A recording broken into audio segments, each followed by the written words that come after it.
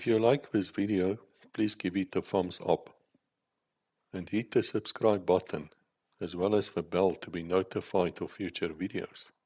Thank you.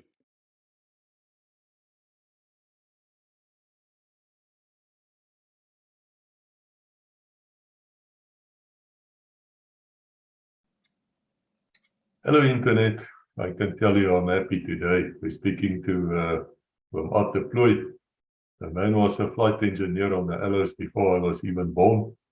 And I'm quite sure that would be for a lot of you. We had his first episode, we had some problems with his iPhone. I think it ran out of battery power or something like that.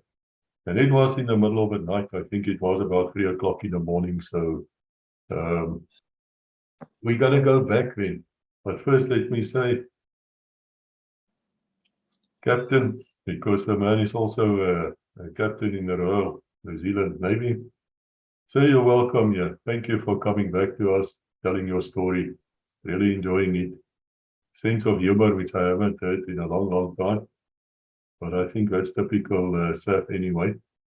But let's go back to your training. So I just want to know about your training just before you became a flight engineer and the training of a flight engineer itself, because that's where we started running out of battery power, and I don't think we gave it, a complete overview, which I would like to hear.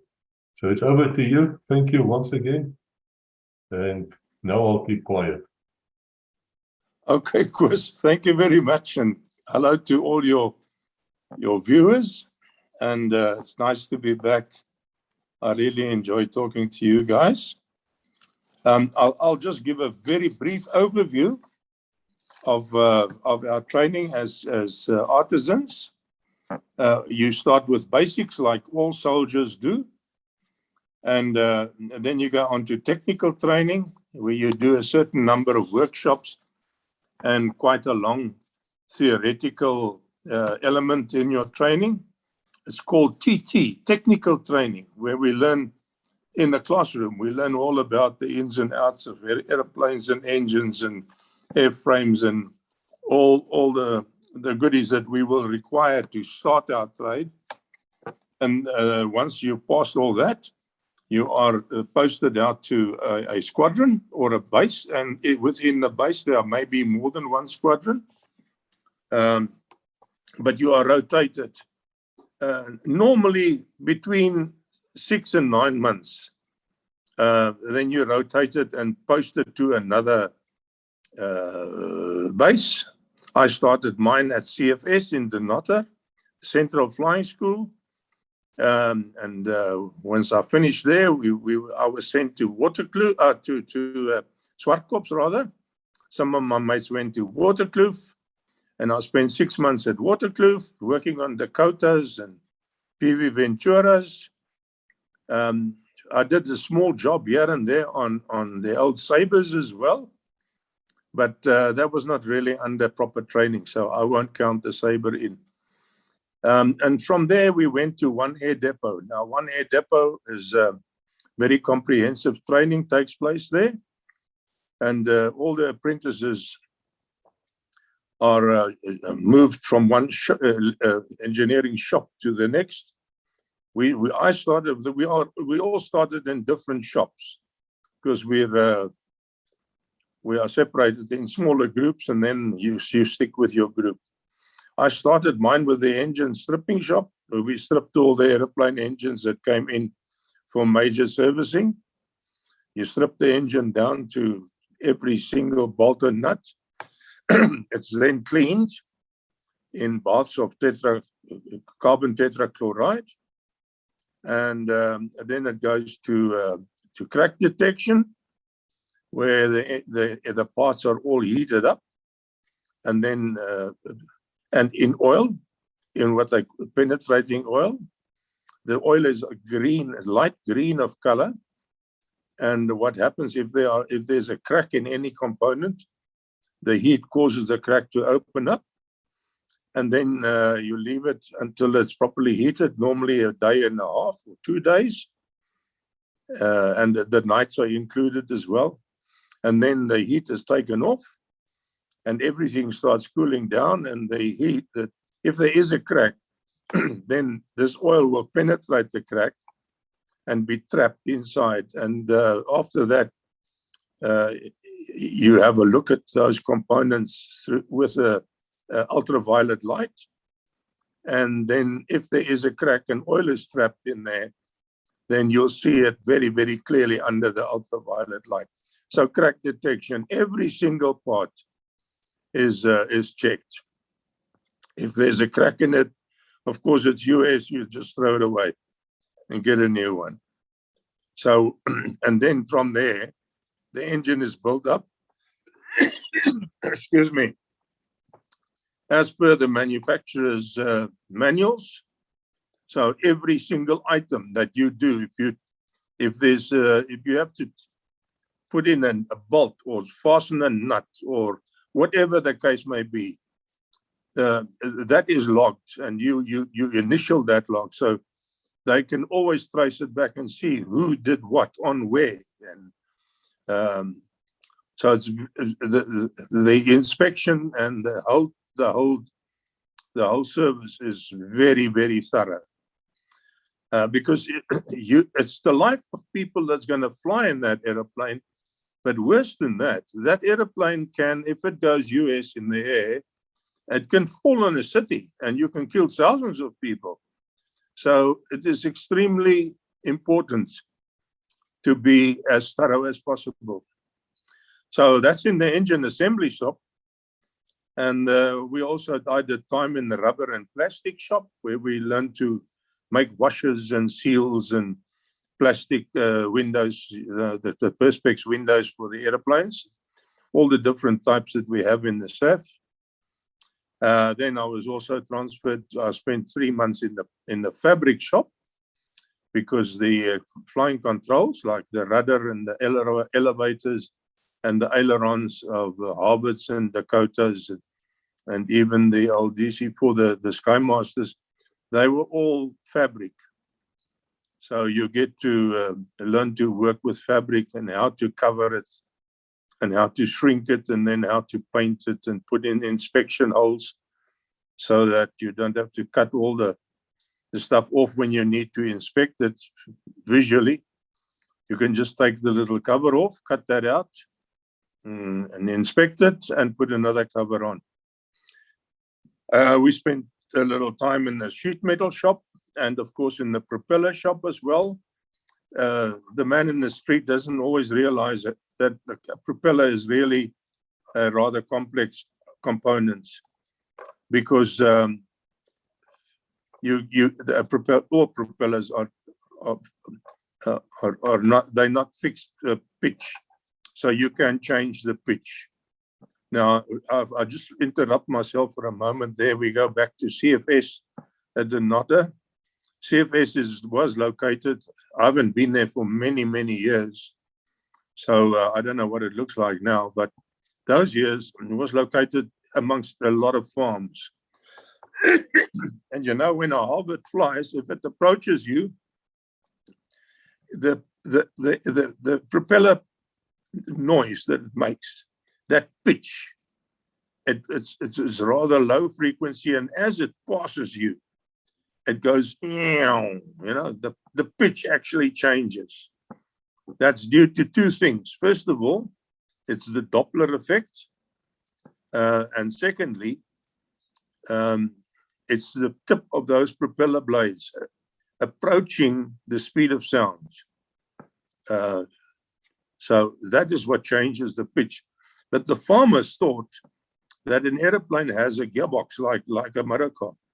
And they complained that every time they fly over his house, these damn pilots change the gears. So it takes a lot of explaining for them to understand it, because you can get a little technical on that point. Nevertheless, we also spent some time in the machine. Oh, propellers, yes. I mentioned last time Frick de Pre and what was it? Mannetjies Roux.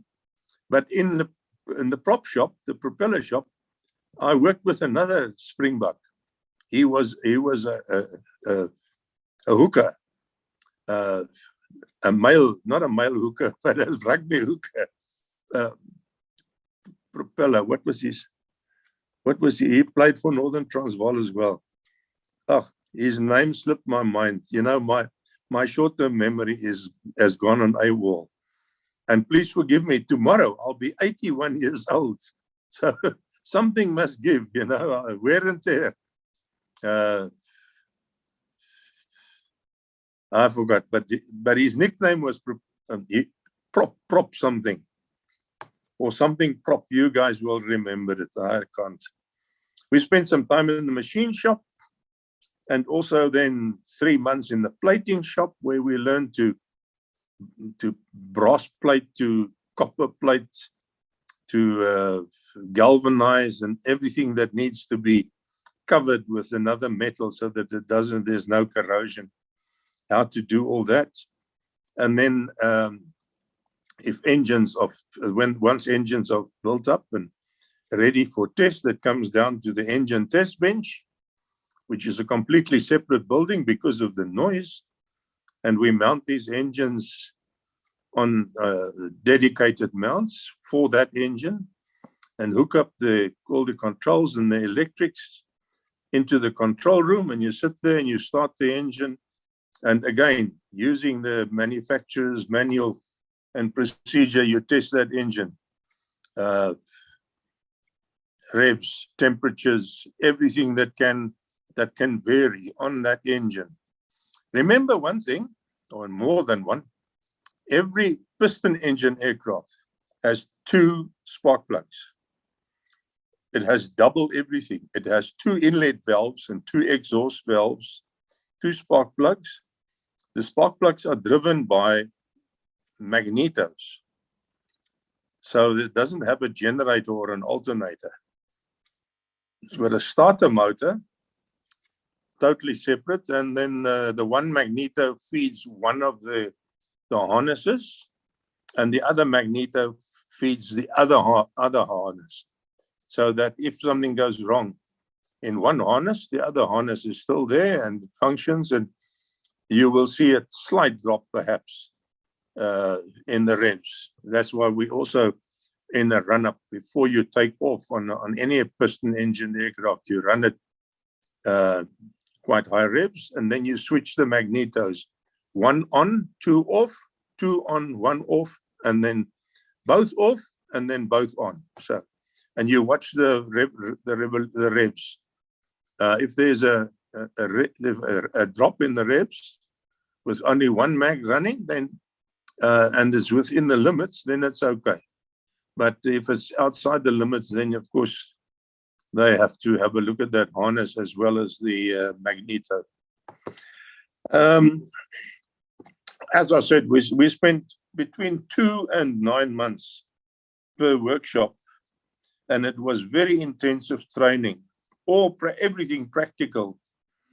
And then once you passed all that, you went back to 6th year school for the conversion course. And this is 3 months of intensive theory. And every Friday you write an exam. It's not just a test, it's a final exam on that aspect. And over the 3 months, those exam marks count. And if you pass them all, some you have to pass at 80%. Others are more lenient, it's 60%. But below 60 or below 80, you fail. And that means you've got to redo that. Excuse me. That's the theory part, and then hopefully we've done all the practical and the theory, and you are evaluated. And you either fail or you pass. If you pass, you're a qualified fitter aircraft. You've got a trade behind your name, which has been recognized far and wide. And while I was at one air depot, our RSM was the very famous Charlie Knudsen. Now, his son, which I knew as a little boy, Dave Knudsen, he was a pilot in the Air Force as well. I think I saw him flying in the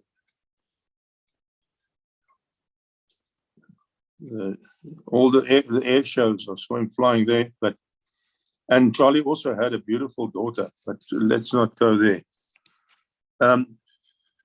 I spoke about a couple of humorous incidents that occurred that I was witness to. I won't try and convince you of things that I wasn't there, that I heard from somebody else. These are things that I actually witnessed. I was there, either seeing them or hearing them or whatever. Now, we were also trained to, while we were at one air depot, to shoot with a Bren machine gun from a ferret scout car. They took the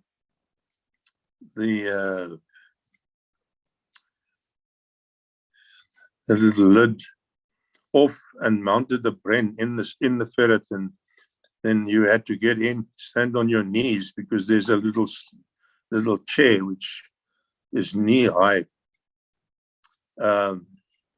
You stand on that thing, and then they park this ferret in front of the shooting range at one air depot, which is a high wall with an inclined bank of sand. And you shoot at the target. And one of the guys, this RSM got into this ferret with you. He was standing behind your shoulder. And this guy had the first two buttons of his overalls undone. And the bullets come flying out of that Bren. The cartridges, the spent cartridges, come flying out of the Bren. One of them actually smacked into a nut on the Bren and on the ferret, and ricocheted into his between his overalls and his chest, and of course that fell right down to the belt level at his navel, and it's nearly red hot. So while he was digging for this spent shell with his right hand, he was left-handed, so he kept his finger on the trigger, and not realizing he was lifting up the Bren, the barrel, and he was shooting a whole magazine of bullets over Valhalla. So, and now Charlie Knussen, the RSM, nearly had a heart attack there. But that was quite funny to see the reaction of these guys. We didn't hear anything after that, but I'm sure. And then there was one other thing. We had a guy who was a big mate of ours, a very likable guy. He's quite tall, old Dick Keane. And Dick had a blue eye. No, he had a brown eye and a blue eye or something, or a green eye and a brown eye, I'm not sure, but he had two different color eyes. And he was quite hilarious. He also left the SAAF just after we did conversion and got our trade. And he came back for a camp to one air depot at the same time that I came back there. And we were supposed to report to the RSM the specific morning to start our camp, and he would tell us where and what's going to happen to us. So Charlie Knussen, a very prim and proper sergeant major, very, very well-known RSM, he came out of his office and he said, "Môre manne." And Dick said to him, "Môre meneer, sê vir my, wie's die manager van hierdie joint?" Charlie Knussen nearly had a heart attack. I'll tell you what. But he did it as a joke, but very serious. Wie's die manager van hierdie joint? Oh, nevertheless. Okay, we finished conversion and we passed our trade test. I don't know if any guys had failed it, but I was posted to 17 Squadron in Eysterplaat in Cape to start my training as a flight engineer. I did refer you to the photograph 8, Koos, where there's a photograph of the 9 guys that were selected to become flight engineers on helicopters.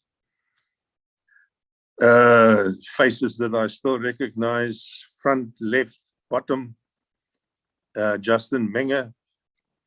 The next two, I can't remember their names. And then it was Jakes Jacobs. And standing at the back, left side, Bill Besaidnout, I think he died. And then it's yours truly. And then a guy, Jimmy de Pre, he became an air traffic control officer at Petersburg later. The other guy, I really can't remember his name. And the last guy in that row was Ad Grobler, who, when the Church Street bomb went off, he was very, very seriously injured in that bomb blast at the Air Force headquarters in Church Street in Pretoria. But he recovered. I saw him later, and he looked okay. But I know that he had a very serious injuries there. And we were trained on the Alouette 2s initially. Now, there's a photograph 9, which is the Alouette 2. And that is where the name Draadkar originated. You can see, if you look at that photograph, you'll see the tail boom is not covered at all. And it really looks like a little Draadkar, a little wire helicopter the kids built. But very nice chopper. In fact, that was a world champion, those choppers, because the Alouette 2 held the world height flight for helicopters for many, many years. And we all the flight engineers and the pilots, of course, went through that height flight where we climbed the chopper more than 15,000 feet. And you had to use oxygen from 10,000 up. And it's quite a sight when you're at 15,000 feet in that chopper and all around you is plexiglass. And you can see everything. And then what they do when they reach the top, they would just dump the collective and you would fall and glide. People don't realize that you can glide with a helicopter. When you normally fly with a helicopter, the air moves from the top through the rotor blades down. If you glide, or as we call it, auto-rotate, the air moves in the opposite direction. It comes from the bottom up through the blades, and the blades obviously continue turning, and you've got to adjust the pitch of the blades all the time to keep the rotor blades turning at about 150, 155 revolutions per minute. And then we, of course, progressed to the Alouette 3, which later became the gunships. But we started flying them. That was fun because they're beautiful helicopters. Really, they are the workhorses. And for the application that the SAAF used them in later on was gunships, was ideal. Now, the training on these choppers, while we were training the navigators, flight engineers under training, we did intensive training in navigation, in air sea rescue.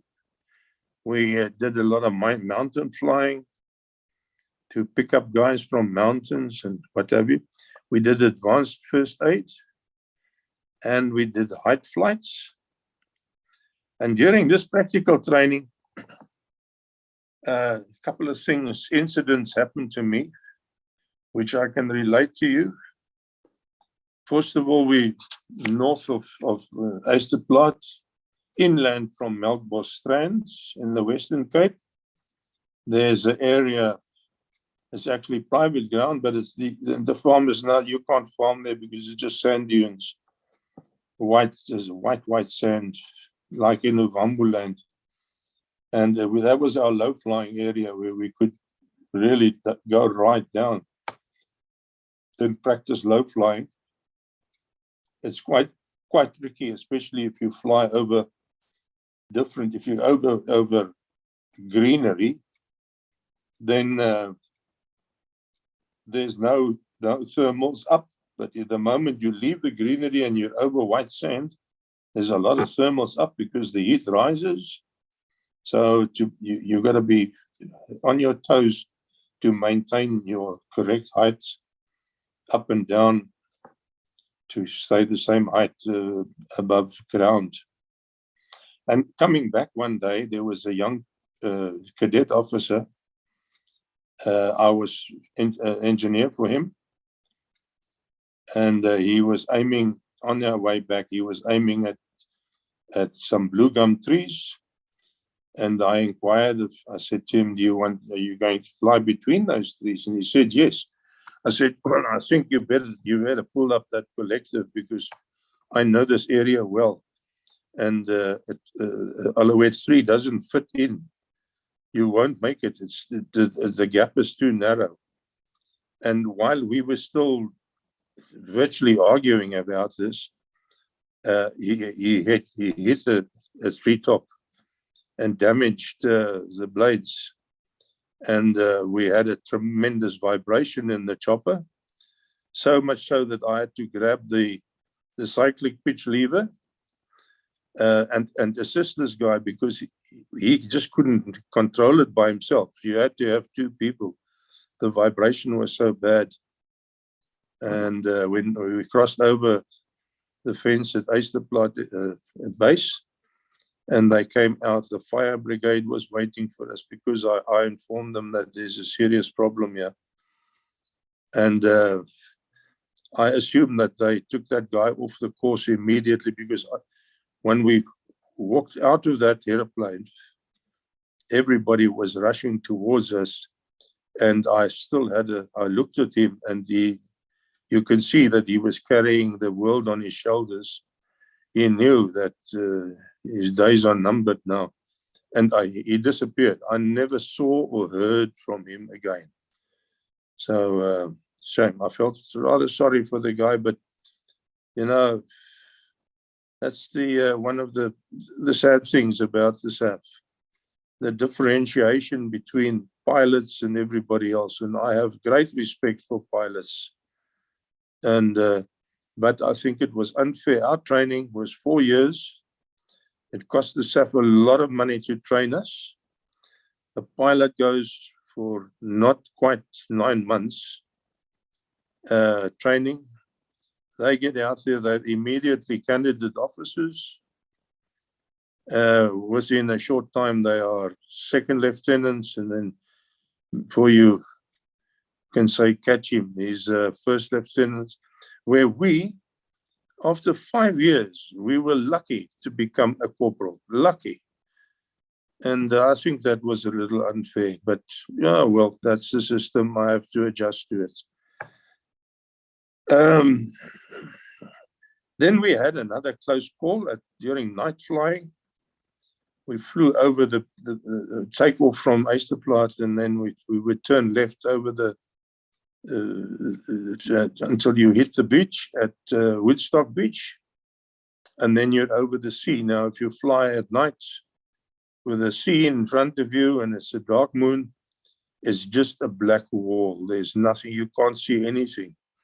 But when you hit fog, you can see the reflection of your port and starboard lights, the red and the green light, as they flash. You can see that in the fog. And the second or third circuit we did, we noticed fog, reported it to the tower, and the tower said to us, now next time you must please go a little deeper and determine how thick the fog is, whether we should cancel night flying. And of course we went. Our captain was a very nice guy, our Captain Cochrane, and he was very careful, creeped forward, and the next minute is as if we passed through a wall, and we were in very, very thick fog. There was a flight engineer under training with me and with us, and this guy got a terrible fright, and instinctively he wanted to grab his chair. But on the left-hand side, there's a very important control lever. It's called the collective pitch lever, which regulates your power up or down. And he grabbed this thing and he pushed it down. He didn't even realize that what he was doing. And of course, we fell like a rock. And Captain Cochrane was shouting in the intercom, and I looked and I saw this guy's got hold of the collective pitch lever, and I jerked his hand off there, grabbed him by the wrist, and gave it a hell of a jerk. And of course, at the same time, Captain Cochrane was trying his best to lift it up. So suddenly Jakes let go, and Captain Cochrane he wasn't even warned about it. And of course, we climbed. A very sudden change in direction. And I don't know how many G-forces we pulled, but it was quite a few. And we heard a hell of a smack. Bah!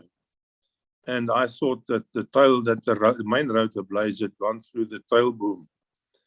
And I was expecting us to start spinning, but nothing happened. And we slowly flew back to Easterplaat, landed, and had a good look. We couldn't find, there was no damage to the plane. There was no mark or anything to indicate what that terrible bang was until we realized it's the back seat. We pulled so many G's, this back seat is spring-loaded, so you got to exert some force to open it up and sit down on it. And the G-force did it and smacked the seat down on the floorboards, and that's what caused the sound. So, but that was a close call. Things happen so quickly that you know it's very difficult for your mind to follow every step and know exactly what's going on. Then I think I did relay. Yes, I did relay the incident where Lieutenant Clive Morgan, and I wrote off the very first helicopter that was acquired by the SAAF on A1. It was the S-51. The SAAF had two of them. One had a crash and was written off before my time. But when I was at Easterplaat, the A1 was still there, and it was a terrible job to find spare blades for it. Eventually, they did located 3 blades for it, or a set. You can't buy them individually because they are manufactured and balanced in the factory statically and dynamically. So it's a set. You can't break up a set. Then you've got to change the whole set. That was done. And Clive Morgan and I were supposed to do the test flight and as we taxied out, the southeaster blew us over, and of course we smashed those 3 new blades to smithereens. I felt very sorry for old Clive because he was in command with the aircraft, and he had to get on the red carpet and explain exactly what happened. And then another very tragic thing happened to people, to comrades not comrades, colleagues. Comrades, I was never a comrade, but it was a slip of the tongue. Who was in 35 Squadron, the Shackletons. Now, Shackleton's numbers, I still remember most of them, but 1716 was this particular Shackleton. It was August 1963, virtually in the middle of winter. Icy cold, very strong northeasterlies blowing, a lot of rain, a lot of snow on the mountains. It was a terrible time of the year in Cape Town. They took off for a patrol flight from Cape Town up the east coast to Causey Bay, which is on the border of Natal, South Africa, and Mozambique. Turn around, fly down to Durban, land there, refuel, come down to Cape Town, and then up the west coast to Oranjemund and Alexander Bay. So, unfortunately, The captain disobeyed the flying instructions, and he turned in the wrong direction, and there was, at the height that he was, there was very strong winds, and before he realized that he was in amongst the Wemmershoek Mountains, which is between Cape Town and Worcester. The end of a long story is that his tail, the Shackleton's tail, smacked into one of these mountain peaks. The Shackleton turned upside down. And please remember that Shackleton takes over 4,000 gallons of 100 octane petrol. It had these 4 Rolls-Royce engines in it, so they chew the petrol. And then when they turned upside down, of course, they had no control. And they smacked into the next mountain. One thing about it is that the people whose kin was killed there had one consolation, and that is those guys were instantly dead. Nobody could have suffered because it was instant. Their bodies were thrown all over a large area on that mountain slope. The engines were underground. They were buried so deep, and it's rocky soil.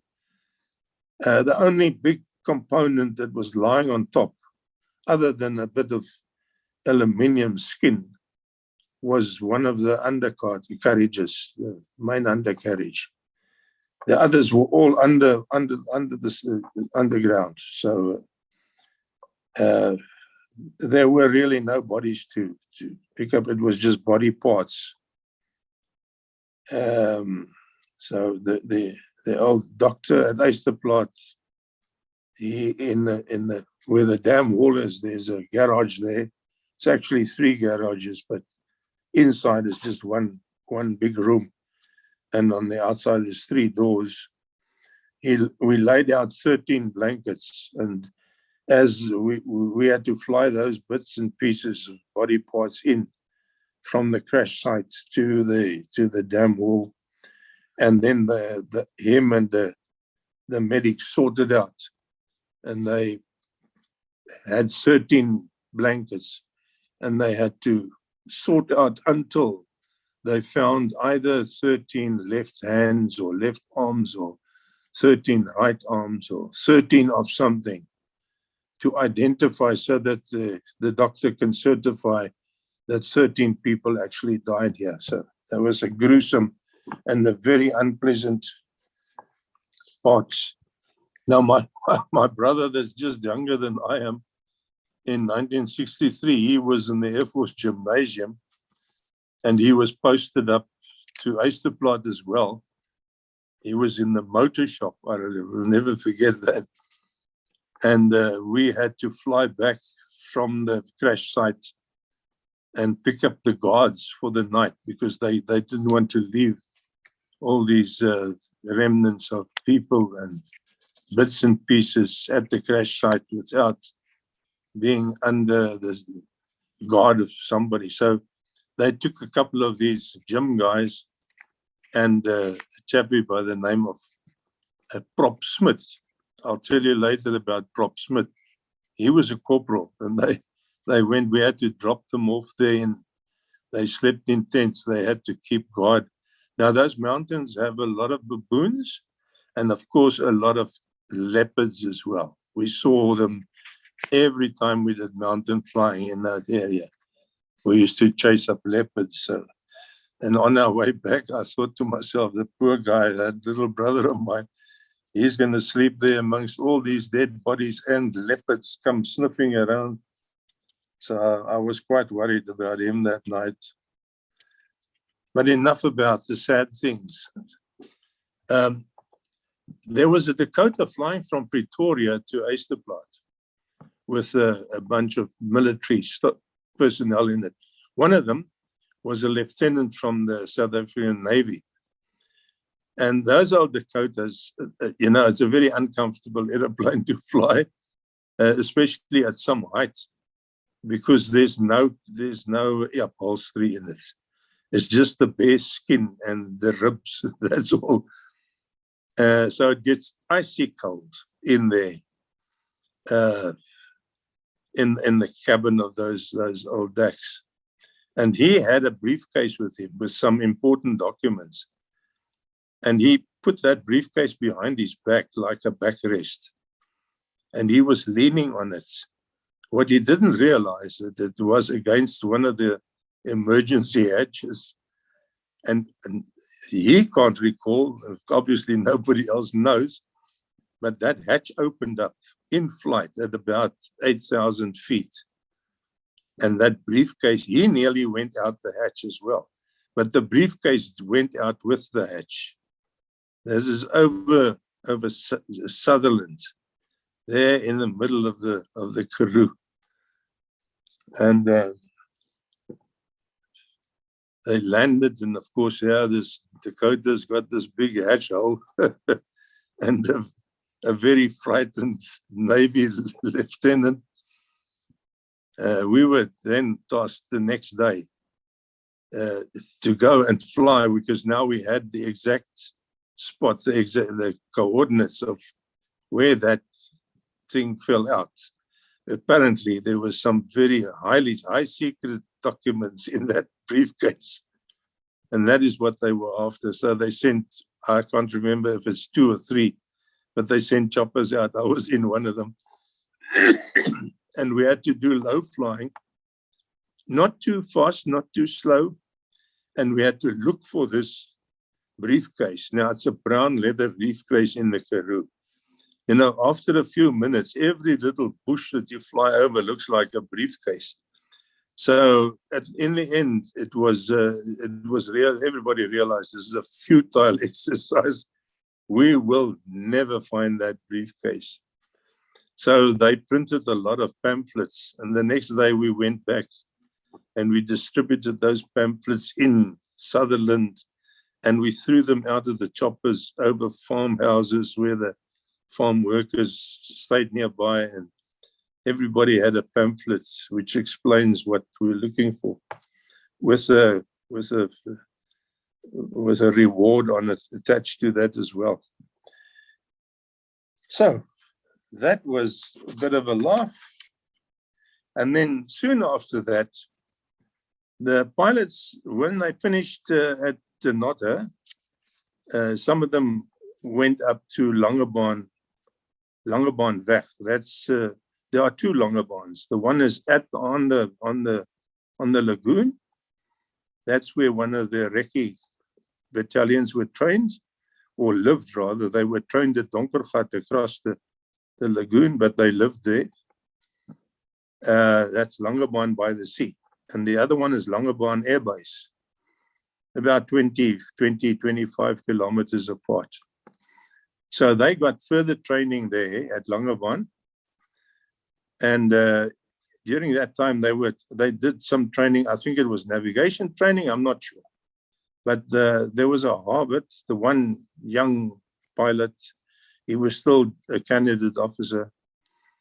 He flew from Langebaan Weg over Eysterplaat as a waypoint, and then he turned northeast, and he had to fly to Voelvlei Dam, which is a little distance from Tulbagh. And he experienced fog, and he couldn't see the dam. So due to inexperience, he actually ventured into this cloud of fog, and then he saw the dam, and when he pulled up, it was too late. And he smacked his Harvard into the mountain there. So we had to go and try and find this guy, which we found him quickly because he was lying on the side of the mountain and he was visible from far away. And when we got close to him, we saw the youngster lying on the main plane, on the wing. It's quite obvious that he wasn't alive anymore, because it's already a night and a day later. And then we reported this, and they came and fetched the body and did what had to be done. Well, it was a sad thing, such a young guy. As I said before, there's a lot of baboons at in the Vamersberg Mountains. And these things, they are so scared of a helicopter. So when you fly over a troop of those baboons, they start running. But they don't look where they're running. They're looking behind them. They just run and watching this helicopter. And if they get to a cliff, they would run right off that mountain. And that was a shock to us, you know. So we were always wary of these baboons, try and avoid them, because they'll commit hirikara or curry, or what did the Japanese do? They killed themselves. So that's what the poor baboons did. Nevertheless, as part of our training as flight engineers, we also had to do a very intensive navigation exam. And my navigation exam, we flew with a DAC up to Pretoria. There, the new choppers arrived from France, and they were assembled there and test flown there. And then again, Lieutenant, what's the guy, Cliff Morgan, he had to take me for my navigation practical. And I had to navigate all the way down from Pretoria down to Eysterplaat. And he had to, I suppose he was briefed to try and do that. He had to try and prove me wrong. If I say that we're approaching Bloemfontein, he would say, no, man, you're making a mistake. That's Kimberley. And very convincingly, in the end, I got, and he was also testing your temper, you know. He was really very nasty, but I think it was part of the job to see how much you can take, you know, before you start getting up on your hind legs to an officer. But fortunately, I could control myself.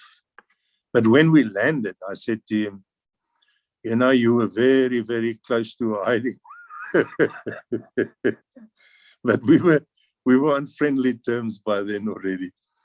So I did that. I don't know, the other guys went other places, but I did from Pretoria to Cape Town, every little river or fence or railway line or that we crossed over, I had to identify on the map. That was my navigation exam.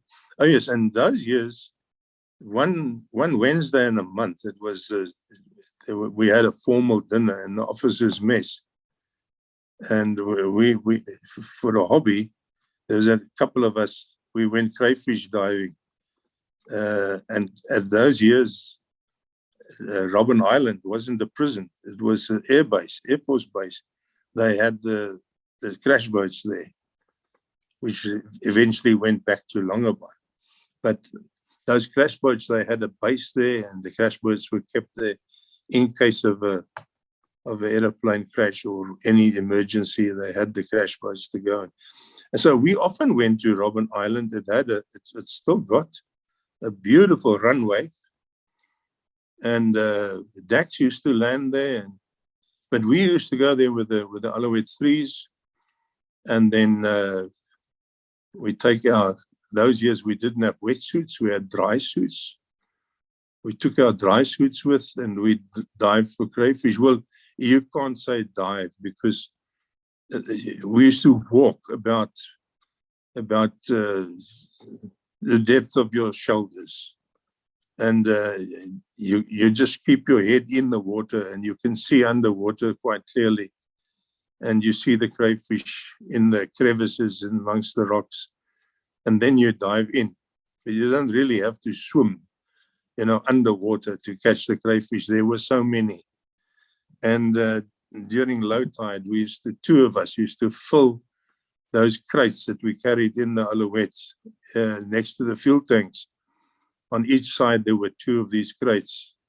We used to fill those in, two of us, and normally our Bill Wisthuizen and myself. And we could give every officer in the mess that Wednesday night, a cooked crayfish in his plate, a whole crayfish. Not bloody one of them ever said thank you. They gave the waiter a tip, but not realizing we had to face that icy water and catch them. Nevertheless, I forgive them. Also, what happened at Eysterplaat, the ACF pilots, we called them the weekend pilots. These guys, they couldn't fly during the week because they had full-time jobs in Civvy Street. So they came on normally on a Saturday, and they flew hours just to get their hours for the year and so on, and just to stay abreast of things. And this one particular Saturday, there was a guy who I got to know quite well later on, old Paddy Brennan. He was a lieutenant in the active citizen force. He came in now, it's in the summer, and the southeaster is blowing. The southeaster is a very, very difficult wind to handle on a landing because it had gusts. The 1 minute it's a 25 knot gust, the next minute it's 30 knots, and then it drops down to 5 knots. So if you come in on final, and you're watching your airspeed, the 1 minute your airspeed jumps up, and the next minute it drops down. You got no control over that. So it does become quite tricky. And especially guys who only flew, once or twice a month. And old Paddy came in, and he was not very far off the deck, probably 5 or 6 feet. And the gust suddenly stopped, and his airplane dropped, and it landed on one wheel, one of the main wheels, and it started doing ground loops. And the control tower at Eysterplaat was a wooden structure with this black stuff. It was made out of some fabric covered with bitumen. It's completely watertight. So it was covered with that. It had a corrugated iron roof, yes, but the rest is all this stuff, which is in fact highly flammable. And behind the ATC on the wall is mounted 2 Very pistols that fires rockets, flares. There's a red one and a green one. So if a pilot's radio went US, he would fly and wobble his wings at the control tower, and the ATC would grab one of those Very pistols. If it was safe to land, he would fire off a green one, and if it was unsafe, he would fire off a red one. So as old Paddy Brennan came in, and he landed on the one wheel, and the airplane started doing ground loops on the runway. This poor youngster, a very young lieutenant in the tower, he got a fright of his life. So he jumped back, grabbed the Very pistol. He thought, well, he will fire off a red Very pistol to warn everybody. And as he was running towards the window, he let loose. But the windows were all closed. And of course, this flare hit this window and bounced off and went bouncing around the inside of the control tower, setting the whole damn thing alight. At the same time, the 2 fire brigades were standing underneath the control tower. They saw this airplane, and they started up, and they were rushing towards it because it also uses 100 octane, easy to catch fire. And as they were approaching, Paddy Brennan, he had come to a stop, and he was looking over them back towards the control tower, and he saw the control tower in flames. So he was waving his arms and trying to communicate to the firefighters, to turn around because he's okay, but the control tower is on fire. So it was a big misunderstanding there. And the poor guy in the tower jumped out. I don't know how high. It wasn't too high, but it wasn't too low either. And he broke his ankles. So there sits Eysterplaat, a very important base, no control tower. So very quickly they built a brick control tower for Eysterplaat, which is still standing there, and we still call it the Paddy Brennan Tower. One day we were in the hangar. Now, the helicopter flight engineers, when we come back from a flip, we don't go and sit in the crew room having coffee and a smoke and a chat with your feet up. You got out of your flying overall and you put on your ordinary overalls. You push your airplanes into the hangar and you start servicing them. So we didn't even, 17th Squadron didn't even have a crew room. So there was no chance that we could enjoy that luxury. It was only the 35 Squadron guys, mates of ours, that had that luxury. And so we were in our overalls, and old Sergeant Robertson, now the old guys will remember old Robbie, a short little sergeant. He was also a flight engineer on choppers, one of the first ones. Him and Johnny Harmse. Johnny Harmse was he was a devil in disguise. But I won't give you the details of Johnny Harmse. Nevertheless, they called us together, and we had to form up inside the hangar. And here comes the OC of the base, old Colonel Roberts. Yes. And they called us to attention, and then they called our names out one by one. And we had to form a row in front of him. And he had a little parcel in his left hand. He came and he shook his parcel, shook your hand, and he'd give you this parcel, and he says, "Congratulations, Corporal." And yeah, we were all suddenly made corporals. We didn't do any courses or anything. That was such a surprise. And all the flight engineers were promoted there on the spot. They must have ran short of corporals and decided, well, this is the next best thing. Make these guys corporals and we can balance the books.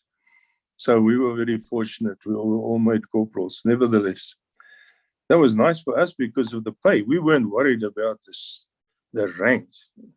We were worried about the pay. And then in November 1963, we had our pass-out parade. We passed, those of us who passed the flight engineers courses, we got the right number of hours. You had to do 200 hours in a chopper, plus your theory exams and the practical exams. And then we were awarded the flight engineers half wing. And that happened in November 1963. If I may just come back to the Shackleton crash in August 1963, it must have been one of the saddest days that Eysterplaat ever had, because 13 of our guys were killed. I still remember it was a very, very windy Thursday afternoon. In fact, flying was cancelled. We couldn't fly with the choppers. But the Shackleton took off at dusk, and instead of turning to the left and making the turn over False Bay, he turned to the right.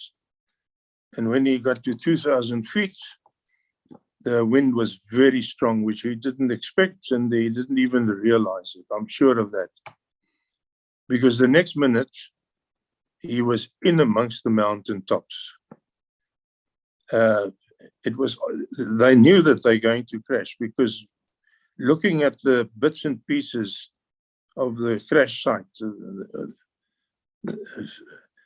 I saw the the panel where the flight engineer's panel was, and all the tanks were, the switches were on to dump fuel. So whoever was sitting in front of that panel either got the message from the captain or instinctively just opened them up and dumped the fuel.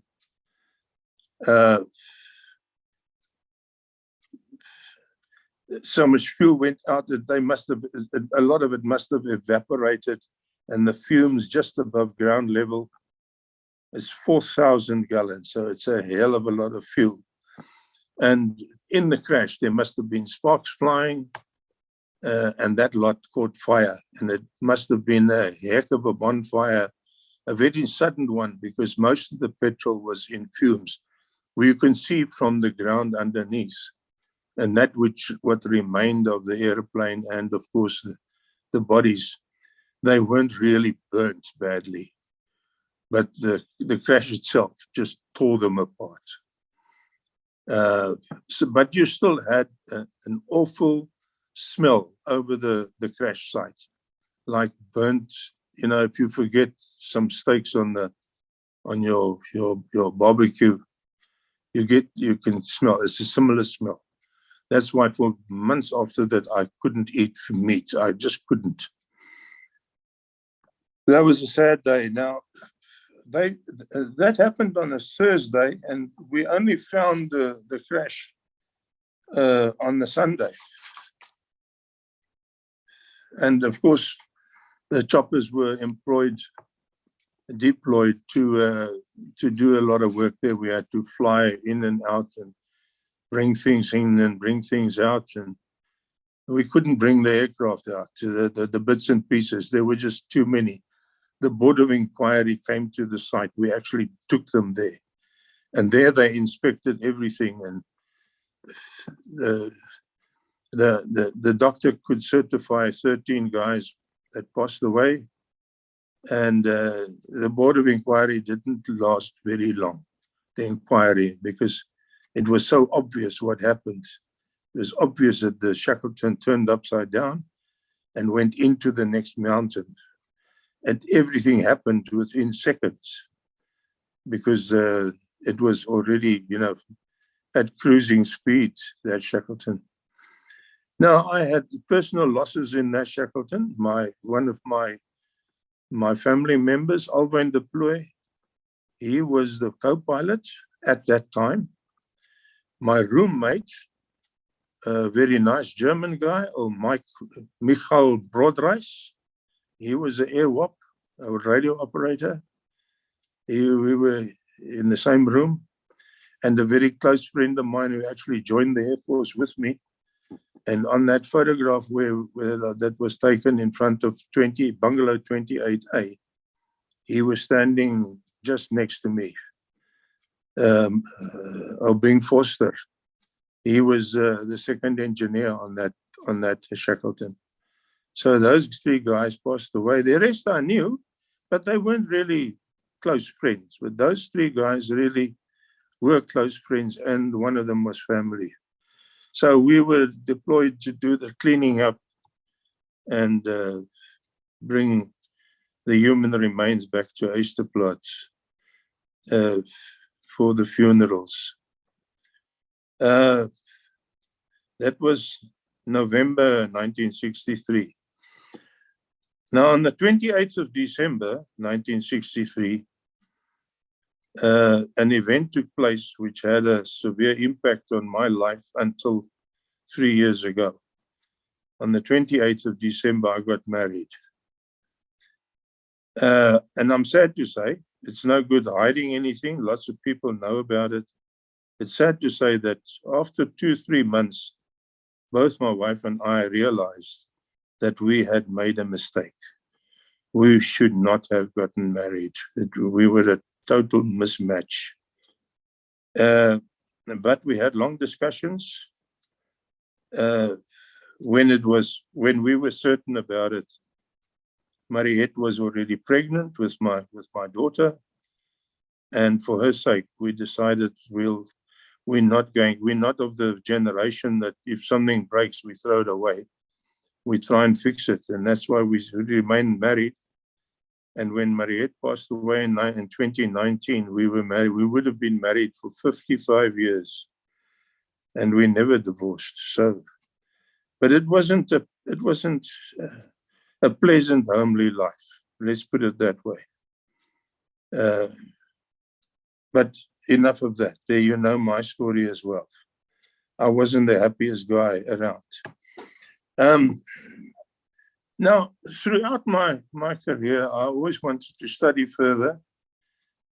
Airplanes were very important to me for a while. And then electronics came to the fore. And I became very much interested in electronics. And I thought, well, you know, this is an up and coming field in engineering. I think I must go and study electrical engineering, light current. And I applied to the SAAF, and no ways, too much money was spent on you already. You're now a flight engineer, and you're doing a job, which is a job that we need, so we can't afford that. So eventually I decided, okay, I must start applying get help somewhere else, because I didn't have money to go and study 4 years at university. So one day I saw in the newspaper that the SABC, South African Broadcasting Corporation, were awarding degrees, and those guys who were interested should apply. So I applied, and I went through tests and interviews and what have you, and IQ tests, and eventually I was awarded a bursary. So I had, but obviously I was married then already, and Mariette was very close to the birth of our child. So yeah, I become a full-time student again in a totally different field, electrical engineering, and on top of that, electronics. My majors were radio engineering. I was very interested in radio engineering. Now, the SABC had a curriculum that we had to follow for them specifically. It was drawn up for them. Now, the SABC could get everything the way they wanted, simply because we had a guy by the name of Piet Meyer. Piet Meyer was the chairman of the Broederbond. Now, I'm not going to get into politics. I'll just mention that. And you see why the SABC could get everything the way they wanted. Even our tertiary studies were governed by the bloody Broederbond. May they never rest in peace. So our final year, I had to go and do it at Wits University in Joburg, because that is where they presented those two subjects that we needed to be recognized in the SABC. That's where they presented that. And so I had to go up to Joburg and do radio transmission and radio reception. In any case, so that is it. That's how I became an electrical engineer. In 1965, that was 2 years after we got married, on the 14th of July, my beautiful daughter was born, Stella. Now, photograph 12 is Stella. She was an angel. She still is in my heart, and I long for her so much. But unfortunately, in 2010, they discovered that she had cancer, and she passed away in 2014. And I still talk to her every day. Yes, my one and only daughter. Nevertheless, let's leave that. It becomes emotional. My first camp, I was under obligation with the SAAF. I had to do camps. My first camp was during December 1966, which I did. They called me up to 17 Squadron in Eysterplaats, and I did that. I got them to agree, instead of doing 1 month camps, I could do 2 month camps. 1 month December, and then the next month January, which is when the tertiary education institutions all have holiday. So I didn't miss any of my studies, and I could comply with the requirements set on me to do camps. So the December of 67 and January 68, I was doing my camp, and then one day we just cleared in, and they called us in, and 2 of us, and they said, listen, you guys must go up to Pretoria. They'll tell you all about your new posting in Pretoria. So we flew up, not knowing what the heck is waiting for us. And when we got to Pretoria, we had to get out of our SAAF uniforms, put on civvies, and they took us to the police college in Pretoria West. This was a big mystery to us. What are we doing here? So there were some senior SAAF officers, a colonel and 2 majors, and they spoke to us and they said to us, listen, the police are already fighting the SWAPO terrorists in Southwest Africa, but it's not a war, so that's why the police is involved. The government cannot afford to put soldiers there, not from 1966 onwards, because then it'll be a tremendous diplomatic row, and the United Nations would probably blow them up. And so we were transferred into the South African police. We were sworn in like a policeman. We got our certificate of appointment like a policeman. We were given police uniforms. We went on a few short courses, things like for a soldier to have a mindset change, to think like a policeman, because either way it would have been quite difficult. A sergeant major, a warrant officer in the SAAF, we called him sergeant major. In the police, we had to call this guy a meneer, which is in our minds rather derogatory rank that you give this guy, a meneer. It was quite funny. But both of Bill and I, we became police sergeants with half wings and in the police uniform. And once we finished with that indoctrination and we became police, a soldier's mentality is he's trained to fight a war. He's trained to kill people. And that is his training. That's what he needs to do, no matter what trade he's got. First and foremost, you're a soldier, and you are there to kill people. A policeman, to have the mindset of a policeman, is totally different. That guy shouldn't kill people unless it's absolutely necessary. And he's got to see that people obey the law. So the mindset is totally different. So obviously, our professional approach to the job is different as well. And it takes quite a while to get your mind to think like a policeman. And I think if it's a policeman going the other way, it would take him the same amount of time to adjust to this new idea. Nevertheless, to make a long story short, we went to 15 Air Depot. We helped to assemble 2 new Alouette 3s. These Alouettes, once they did all the tests and so on, test flights and so on, they were then, the main rotors were taken off and they were loaded onto low beds, and they went up to Grootfontein by road. And we flew up with a deck, the 4 of us, the 2 pilots and 2 engineers. we had to pack all the tools necessary to maintain those choppers in the bush without other help. So we had to take scales and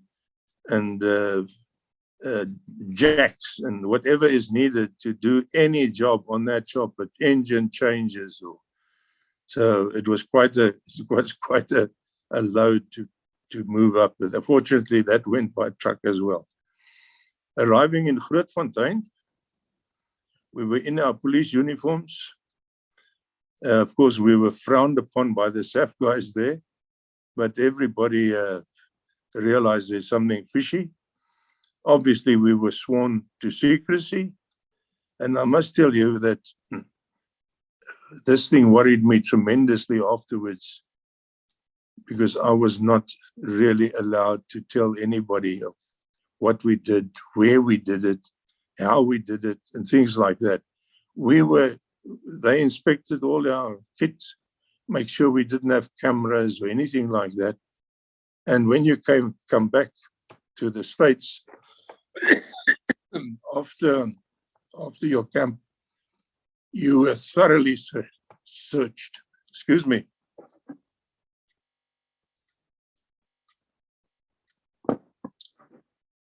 And make sure that you don't bring anything back. And I couldn't tell. Everybody wanted to know, especially my wife wanted to know, where the hell were you and why are you so, you were burnt black. And we couldn't tell anybody anything. And I kept it like that. Now, from Grootfontein, we flew up to Mapacha. That is the airfield just about 20 kilometers outside Katimu Mulilo in the Caprivi Strip. People who know the term Caprivi Strip, I wonder if they know where the name comes from. It comes from a predecessor of Hitler, George Leo Graf von Caprivi. He was the Chancellor of Germany, and he gave his name to that strip. That strip came about because Southwest Africa, which is now Namibia, excuse me, that was a German colony, and Tanganyika on the east coast of Africa was also a German colony, and Germany had an island there. I think I may be wrong. Please forgive me if I am. I think it's Zanzibar. It was also a German colony, and the Germans wanted a shortcut from Southwest Africa around without going past the Cape of Good Hope. So they thought that if they can get the northern part of Botswana, just a little strip, about 30 kilometers wide, to Katimu Mulilo, that's where they can get hold of the river. What the heck is that name of the? Oh, my short-term memory's gone AWOL again. The Zambezi. So they negotiated, and Britain actually agreed to it, that if they give the Germans of Southwest Africa that strip that's 208 kilometers long and about 32 kilometers wide, and that over, it becomes German soil, then they can have the island. And they agreed to that, and that's where it came. Now, when the Germans wanted to go through to the east coast, they realized that there's the waterfall in between, so they couldn't get a ship in there. They also endeavored to build a railway there, but that didn't materialize. So it was a futile exercise. In fact, the Caprivi Strip remained part and parcel of South Africa until 1998. Then the South African government negotiated with Namibia and said, look, we'll give you the Caprivi and you give us Walvis Bay. And that swap took place. And for years, the Walvis Bay was part of South Africa. And the Caprivi fell under the Namibian government. But sometime after that, they gave it back to Namibia, the Walvis Bay. While I was in that first camp, we ferried police from Katimu all the way down the Caprivi. We did patrols with them, and we took their rations and their food and whatever they needed. And if somebody got hurt, they were fighting SWAPO. Now, that is one place where I blame the government, the powers. They trained us as engineers and aviators. Nobody ever trained me to be a soldier. And they sent me into an area which was a war zone. And I didn't have a clue about anything about war. We were aircraft engineers. So we had to learn from the police. In fact, your mates, the police guys that you were mingled with, they told us a lot of stuff that everything that we knew at the end of that camp about warfare, we got from the police guys, from police constables and perhaps a police sergeant or two. They told us, and we asked them. Until today, I was never trained to be a policeman or even a soldier, like an infantryman. It's a totally different world. And we were never trained in that, but we were expected to do that, to do a similar job, except that we didn't have to walk. We flew with a helicopter and we rendered support.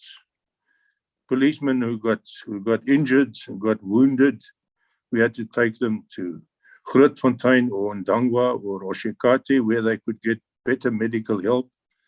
At the front, it was just first aiders. It weren't even proper paramedics. It was just advanced first aid. We knew as much as they did.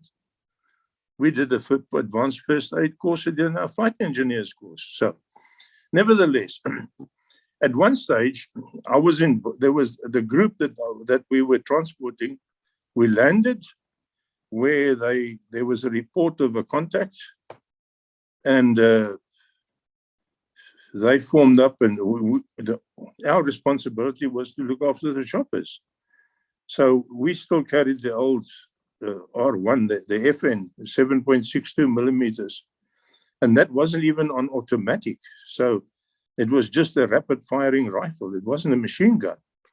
We weren't allowed to tamper with that. We knew what to do to make it a machine gun, but we weren't allowed to do it. Nevertheless, a couple of these tours got through, and the next minute there were bullets flying around us. And we shot back with a reasonable amount of success.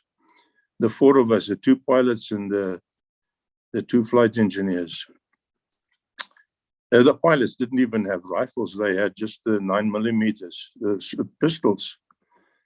But one of the tours got lucky, and he actually hit me under my right arm, in the armpit. And the bullet actually shaved my rib, the rib cage. There wasn't so much blood, but obviously it did bleed. And we took them out, and when things died down a bit, the guys had a look at my wound, and at that moment, it looked terrible. So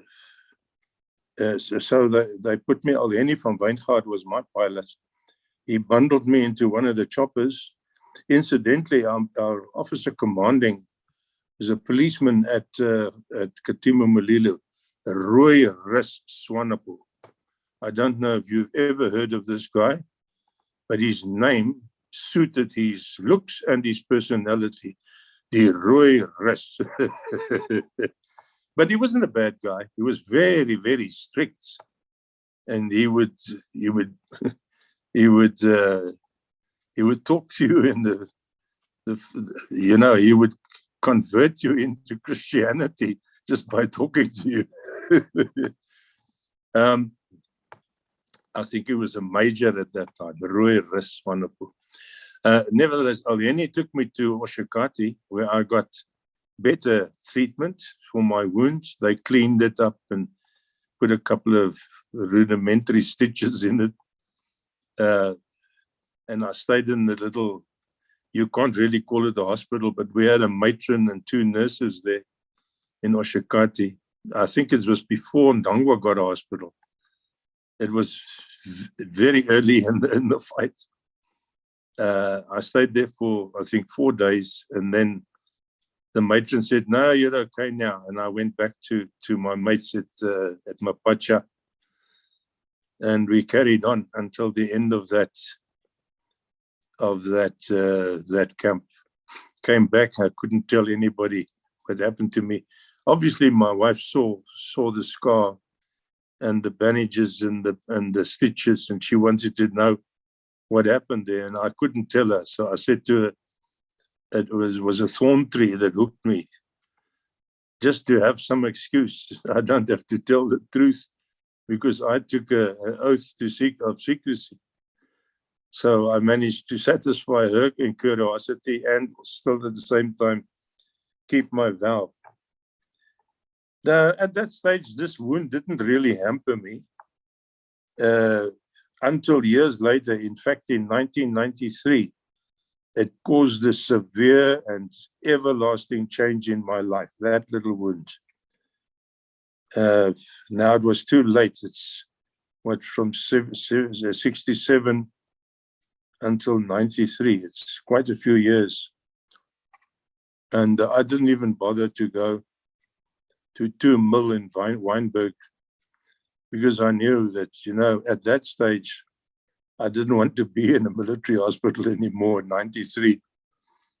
Things were changing. So I just did everything through my own medical aid. We had good medical aid. Now, after my last camp, the other camps, I had one more camp on the border. Well, in the war zone on the Kaplyn. I was at Runtu for 2 months. Yes, there we crossed the border a number of times under great secrecy, and we did quite a couple of good jobs there. Reduced the number of assaults on the farmers in Namibia and people living on the border or close to the border.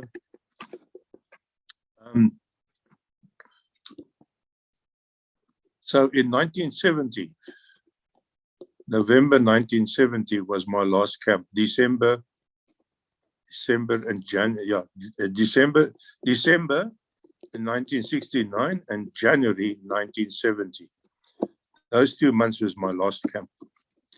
And then I had finished my studies. I was an engineer with the SABC, and I completed all my obligations to the SAAF and to my country.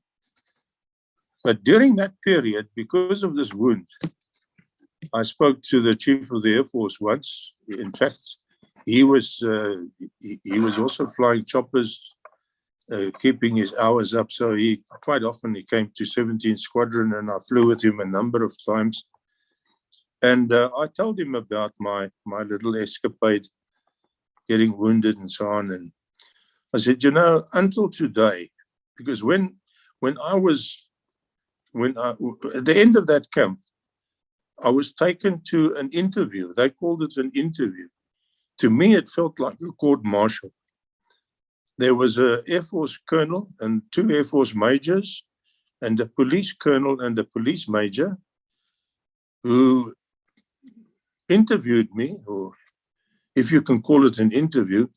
But I got the feeling, and I said it to them, I told them, I said, after a while, I said, wait, gentlemen, please forgive me, but tell me, am I being charged with something?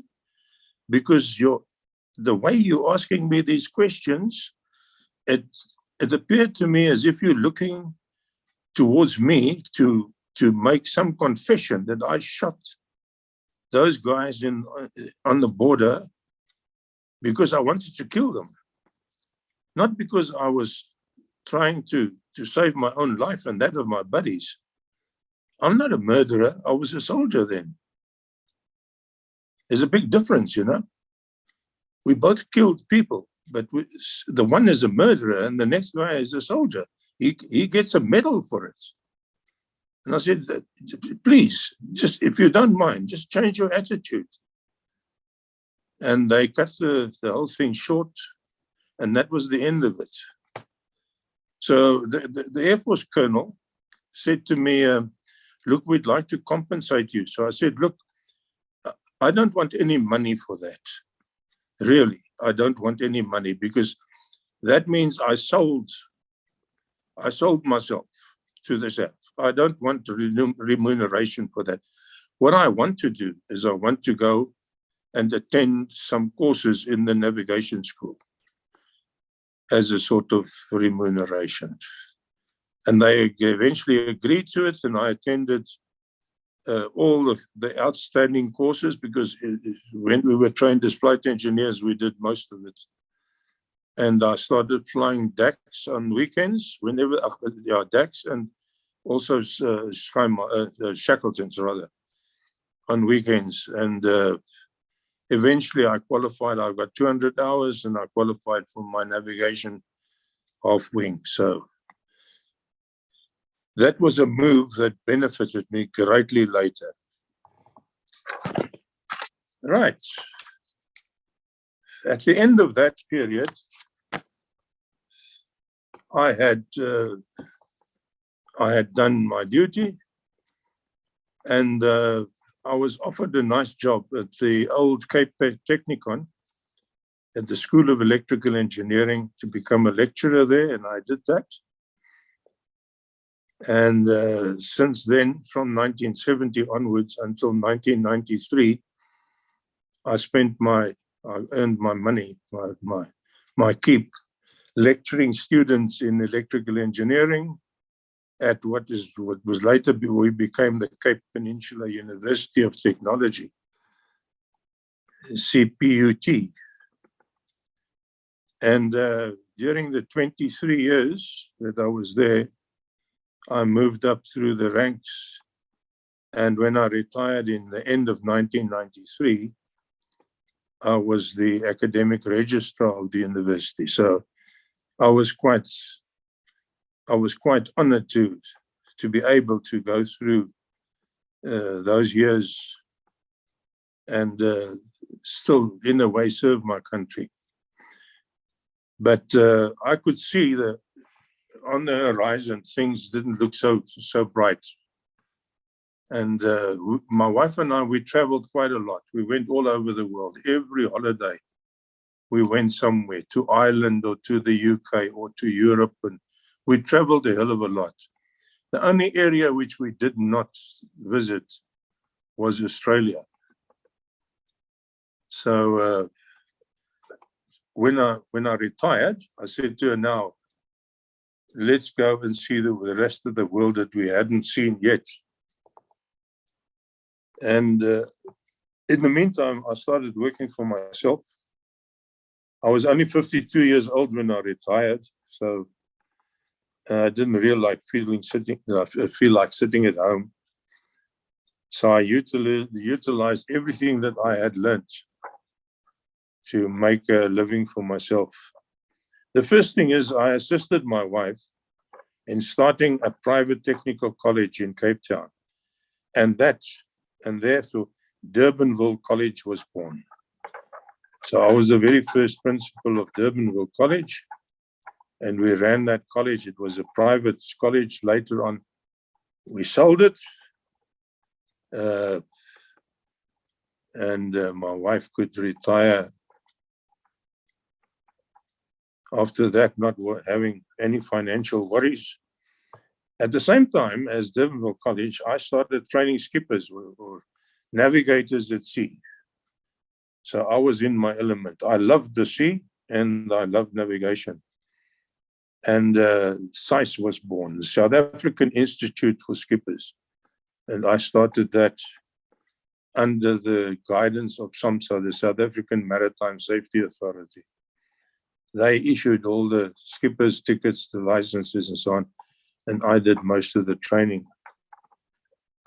So within 5 years of running those two enterprises, our endeavors outgrew our available energy and also available time. So we decided at that stage to sell Durbanville College, and I kept SAAF.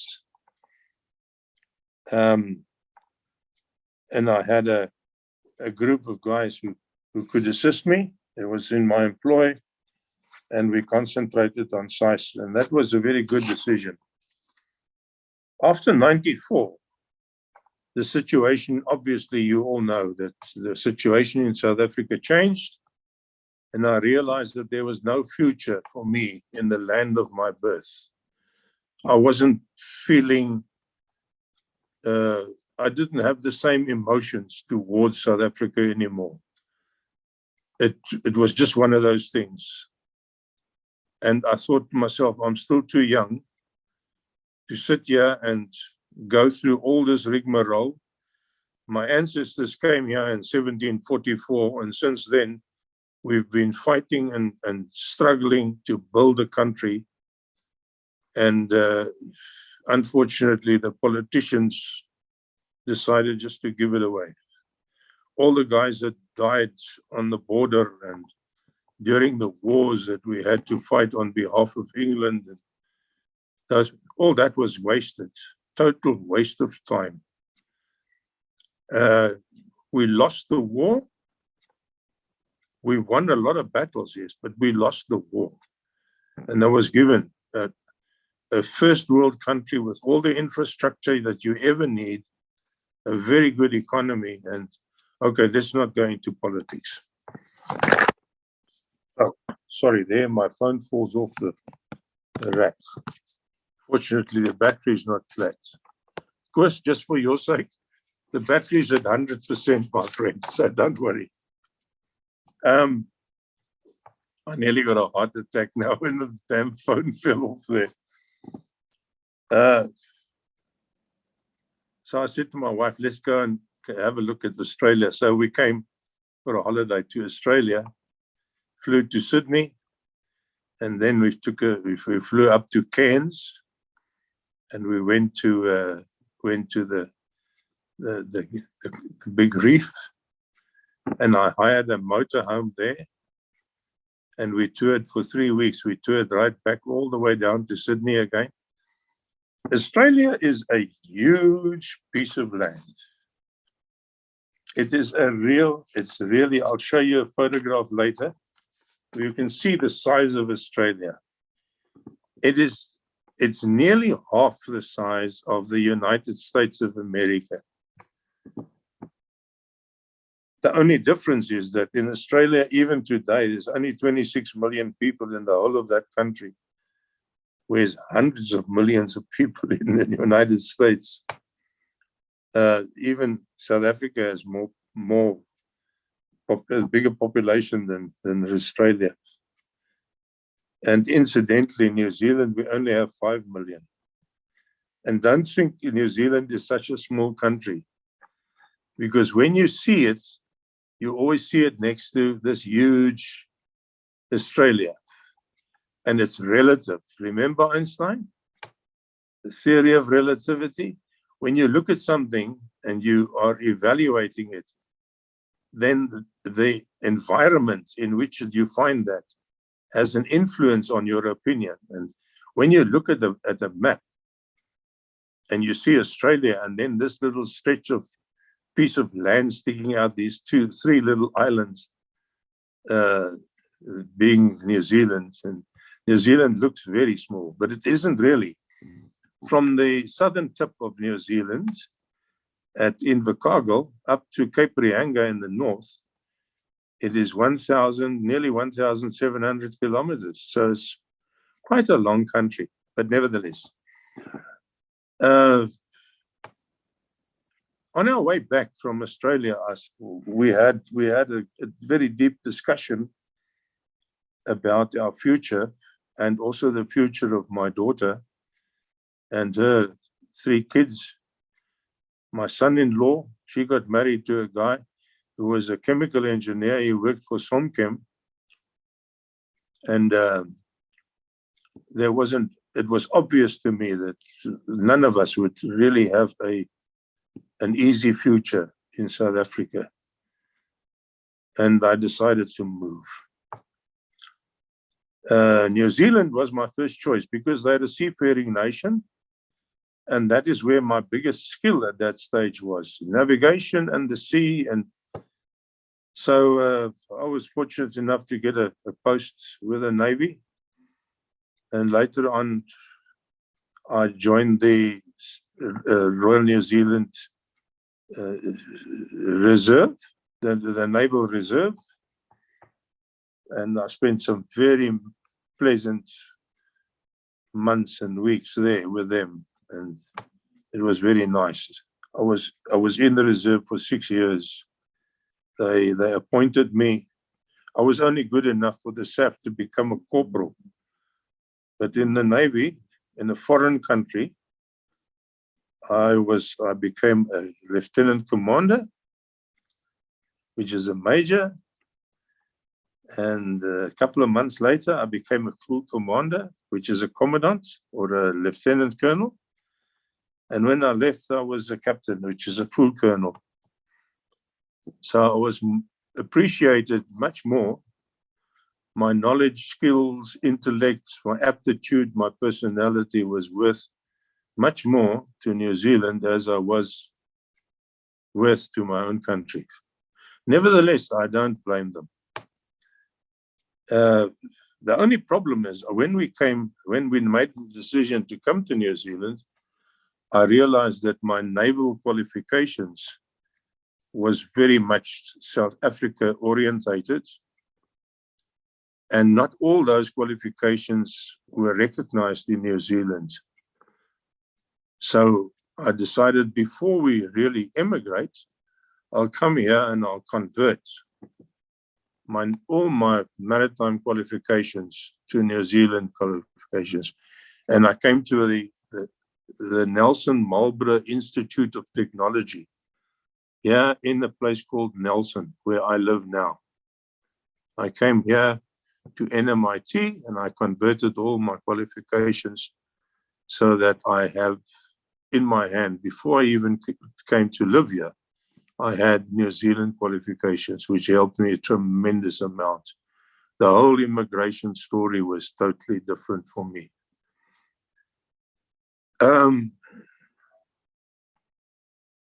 So I was enrolled as an international student here in Nelson, and I lived in a place called Franklin Hall, which was then the Institute's hostel for international students. And nearly 21 years later, after I did a lot of other things, I came to settle here in Nelson, and I'm still living in Franklin Hall, except they don't call it Franklin Hall anymore. They call it Franklin Village. It's quite an interesting place to live, but I'm very happy. So we moved to New Zealand at the end of 2000. And in 2010, my daughter and her family moved to Australia because of my son-in-law. He got a nice job with ADI, Australian Defence Industries, which is similar to Somchem. They develop propellants for rockets and stuff like that, and made ammunition. And So he's still busy doing that. That's still his job. He's an engineer with them. And in 2010, my daughter was diagnosed with cancer.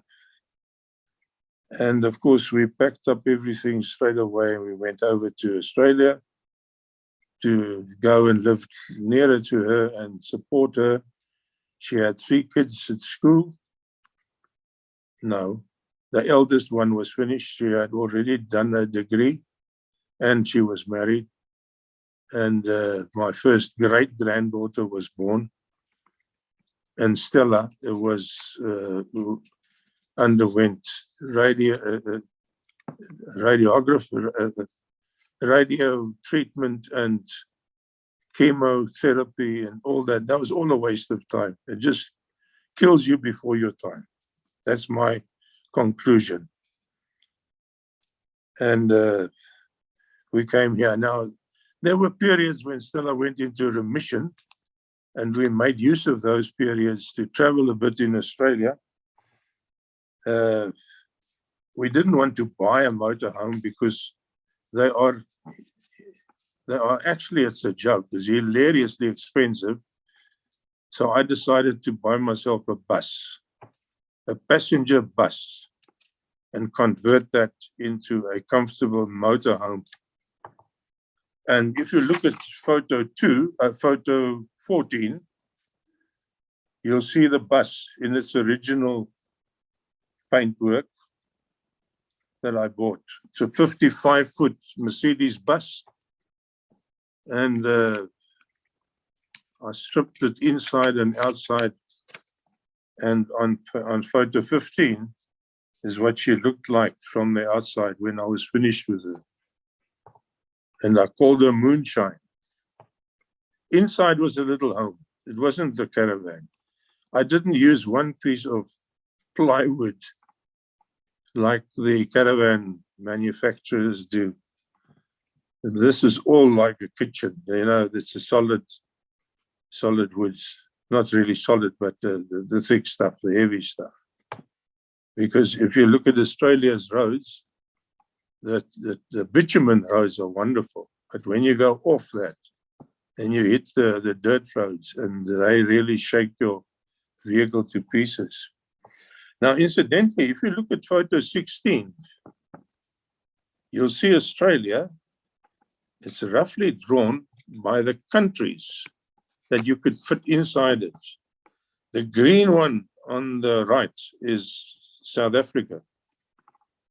And then right at the top, you have Britain, and then you have France, and you have Spain, and you have Italy, and a whole lot of other countries that would fit inside, and New Zealand, of course, in the center, that would fit inside Australia.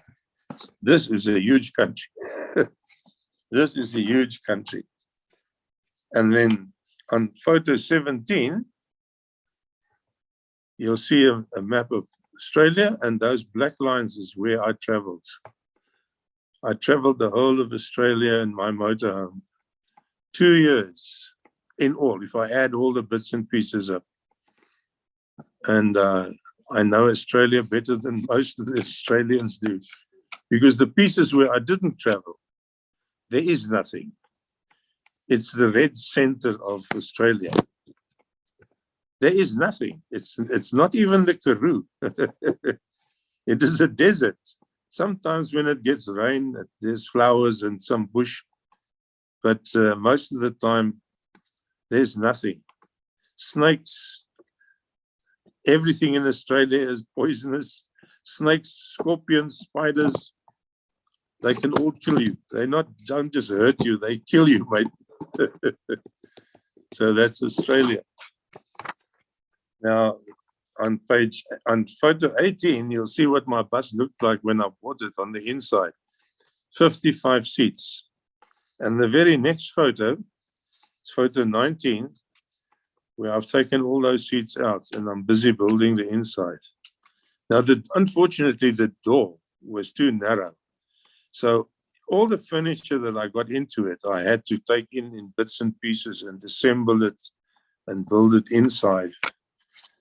And then photo 20, There's my wife standing in the bus. You can see there's a lot of space in there.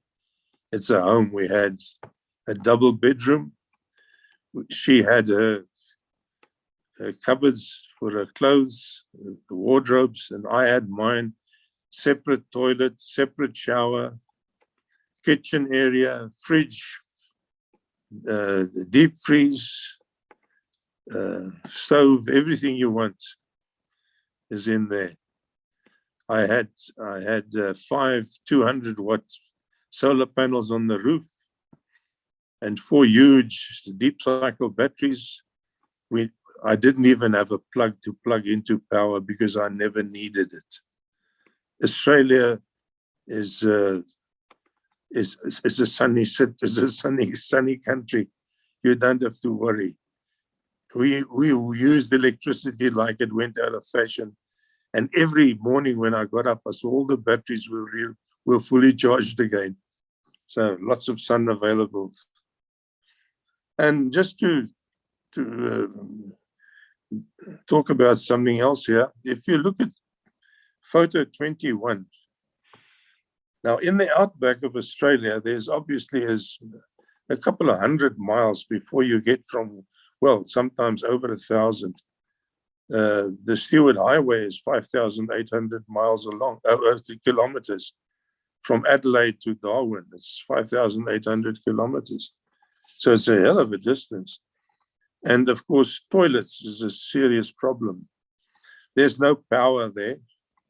So if you get to a filling station, a petrol station, then the guy would run batteries and generators.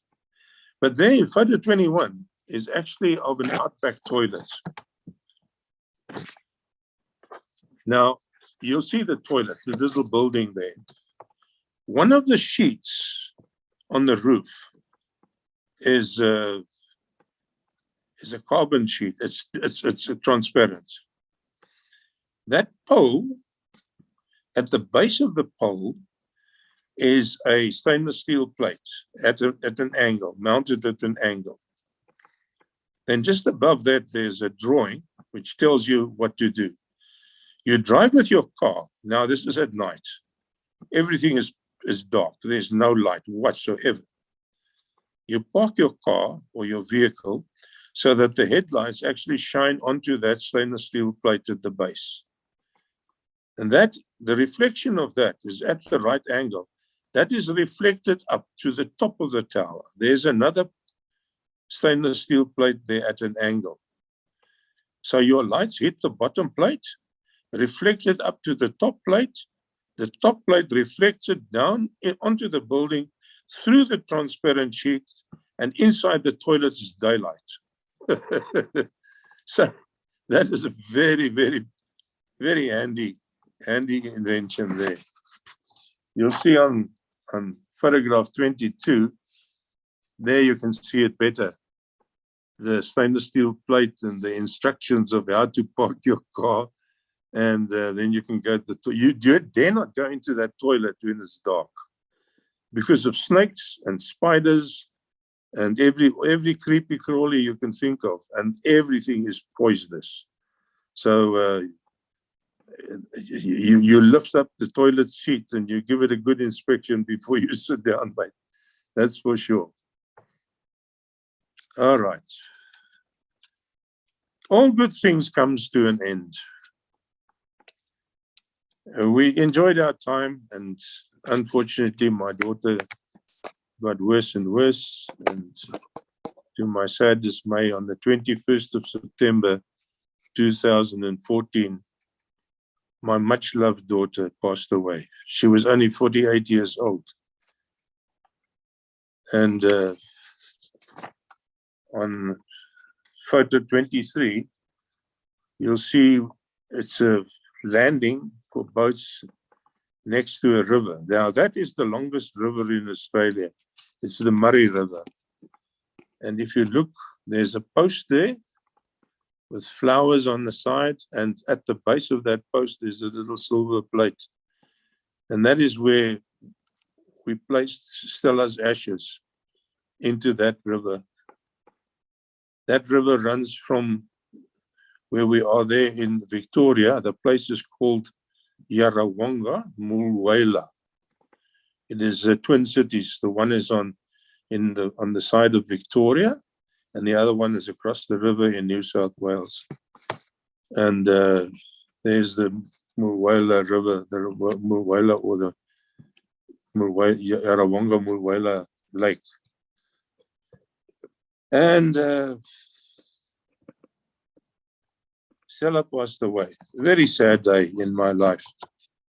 I still grieve for her. Mariette also contracted cancer, and she passed away on the 21st of March, 2019. I went down all alone. My only family is in South Africa, my brother. And so I had to find my own way here. And fortunately, the old Father above blessed me.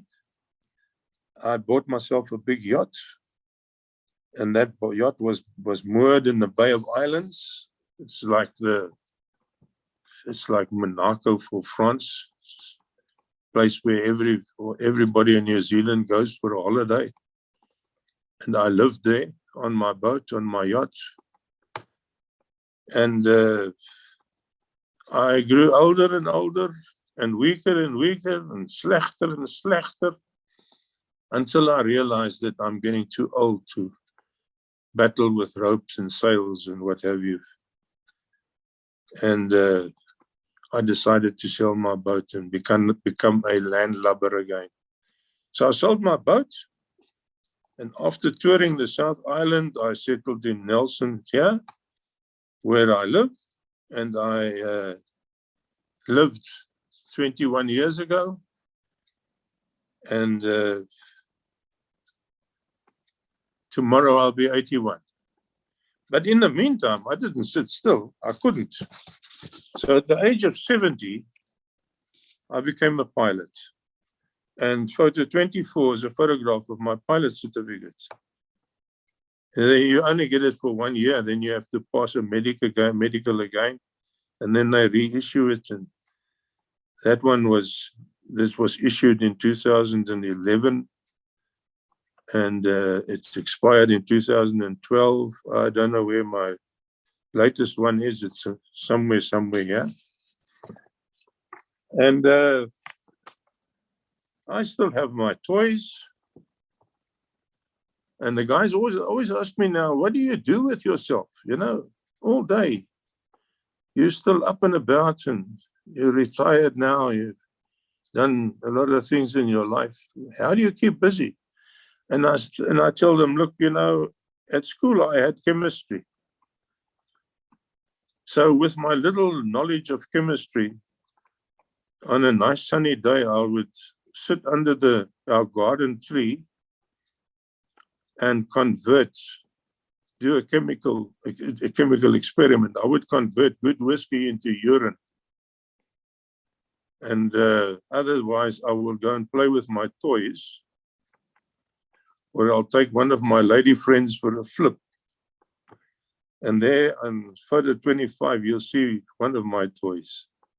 I've got other toys as well, but this is the one that I enjoy most. So, remember, tomorrow is my birthday. So you can, if you want to send me a present, any alcoholic beverage will always be welcome, because alcohol is so expensive in New Zealand. It's just not true. What I paid for a whole case of whiskey, 24 bottles. Yeah, I pay just under the same price for one bottle. And that is the tax. Yeah. These guys can really tax drink. But nevertheless, the guy said, he met his mate in the shop, and he said, gee, see him, meat is getting so expensive now. If they raise the price again, I will have to buy less meat. So his friend said to him, yes, and what happens if they raise the price of whiskey? He said, I'll have to buy less meat again. So No, I'm not an alcoholic, but I still enjoy life. I still have my drink and I chat to my pals. And I think of you guys all over the world, my old my old SAAF mates, and all the nice times we had and all the laughs and jokes. We made a joke out of everything. I enjoyed it and I enjoyed your company. And I wish you Godspeed and everything of the best. So there we are. Per aspera ad astra. Thank you, Chris. I have to say thank you to you, sir. And I also have to say to you, we feel your loss for your daughter and your wife. I myself has been there, and I think many of us were there. So you'll be in our prayers. And I know you were sort of joking about the liquor of a gift for your birthday, but I'm sure there will be people who want to send something. And I have to wonder, so we have another flight engineer, which we recorded, Steve Kutsia, a Norris Krugsholder actually, who lives now in Canada. And he's got his own distillery going on. He's got like his own moonshine, which he's very proud about. He actually showed me a video. I have to ask you, why don't you make your own? I do. I brew it and I distill it. I've got all the whole kit here in my flat. I do it, yeah. And I make not only whiskey, I make rum and gin and brandy. Brandy is difficult to get a nice brandy here because the people in New Zealand don't really drink brandy. I don't know what they drink. Sometimes I wonder if it's not urine, but even you always get some nice beers here in summer, but I'm a whiskey guy. J&P or Black Label, or rather black and white, but J&B is the favorite one. Fortunately, we get it here. And incidentally, you can buy Klipdrift brandy in many of the liquor stores here, because of the number of South Africans that live here. There's so many South Africans here, you cannot believe it. You cannot. You'll be astounded just to walk in town and you hear people talking, and hey, that guy's speaking Afrikaans, and in the shops as well. It's not even, it's not even funny anymore. People, they pick up our accents straight away. I've been here 21 years now. I still got the accent. And they pick it up straight away. Where in South Africa do you come from, So, but there are so many, they're so used to the South African accent that they identify it immediately. Lots of the Kiwis do. So, but let me tell you something about the Kiwis. They're very nice people. They are so considerate. Okay, our cultures differ a little bit, but they also like what they call a barbecue, we call it but things like mealie pop and putu pop, they haven't got a clue what it is. And that's one of the problems when you immigrate here, the things are called different names. And it's only after weeks or perhaps a couple of months that you come to grips with what they call things. The first Christmas party I attended here, I played 10-pin bowls. So we went to a golf club. We don't have a clubhouse of our own. So we went to this golf club. We hired the golf club for a Saturday afternoon, the clubhouse. And there was a bar, a pub. So I go to the counter and the guy said, "What would you like?" I said, "I'd like a beer." Now, I don't know the New Zealand beers at all. He says, would you like a beer or would you like a handle? I said, and I thought to myself, I don't know what the hell is. I've never tasted a handle beer. So he saw in my body language that I'm confused now. And he said, just look behind you. There's a fridge there and help yourself there. So I turned around and there's this fridge full of glasses and mugs and big glasses and small glasses. and no beer. So I said to him, but there's no beer in here. He says, no, well, just take a handle out if you want a handle. Only then did I discover they call a mug a handle because it's got a handle on it. You know, things like that. It really annoys me when I think I can help myself a bit in English, and then I can't even order a beer. But they're very nice people. I love them. I really, really love them.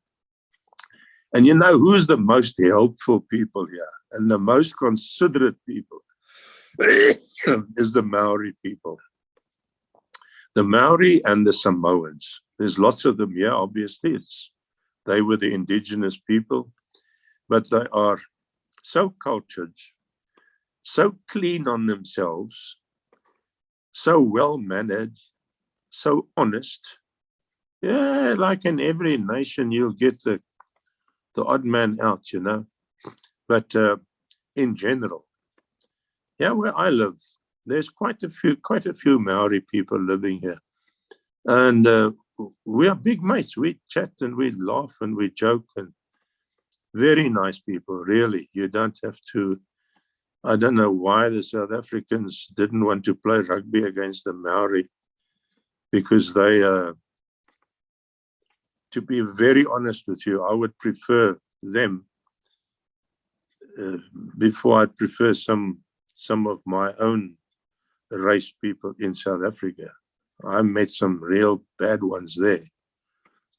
But nevertheless, let's steer away from politics. I love living in New Zealand. I am a Kiwi, but I still love the land. I still love South Africa. I still long back to it.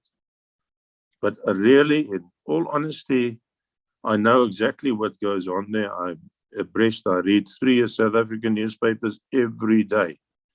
One from Pretoria, one from Pretoria, one from Durban, one from Cape Town. So I'm well aware, and I watch the South African news on internet. So I know very well what's going on, and I wouldn't swap my situation here for a situation in South Africa at all. No burglar proofing. If you walk around our parking area, you see how many cars are standing there with the keys in it. On a hot day, you come to a parking area in town, you see 3/4 of the cars have their windows turned down because it gets too hot. You know, and parcels lying on the back seats, and in the shops, the lady will walk with her trolley, with her handbag. They call it a purse, yeah. So purse in the trolley, and then she would wander off, and she's way down the aisle, and here stands her trolley with her purse lying in it. You know, when you experience and you see that type of thing, and you live, and unfortunately you do compare, and you think, thank heavens, I don't have to worry about things like that. It makes a big difference to your psyche, to my psyche, especially, you know, the closest people to me here are my friends. And so I'm more sensitive to compare, more readily ready to compare living conditions. What would I have experienced now at my age all alone in South Africa, and compare that to New Zealand? Look, I don't want to go into money matters, but if you look at our pension, then you would be surprised to see if you email me, I will send you a photograph of my pay sheet, as we call it, our pension, and you will be astounded. I don't want to tell you what it is, but I will show you what it is. And you see, I live well, and I haven't touched my capital at all. I live off my pension, and I live well. I drink my whiskey when I want to, and here it's 360 rand per bottle. and a bottle doesn't last very long. Because my chemistry experiments are very expensive. Nevertheless, Chris, I'm talking a lot of nonsense now, but it's the truth. Well, everybody I spoke to in New Zealand, I think of Jacques the 12th, as my wife called him, Jacques the 12th. Yeah. Also a flight engineer. Everybody seems very happy. A wing commander, Yes. Shackleton, prop brother, I think that was his name. So these people seem to have adapted. I realized I was outside South Africa when I saw vehicles here without these tinted smash and grab glass, and I got no clue what it is. I got no understanding, even locking doors. But now I'm going to ask you a trick question here, sir. Yes. You're a man now who lives in New Zealand. You've got your grandchildren in Australia. And you're a fellow who told me with great pride, I want to say that you played rugby against Mannetjies Roep. So tell me, where do you stand now in the Springbok team? And I've got no idea who's in the Springbok team. I stopped watching rugby in 1995 already. But who would you support then if the man in green arrives? You know, it's always a battle.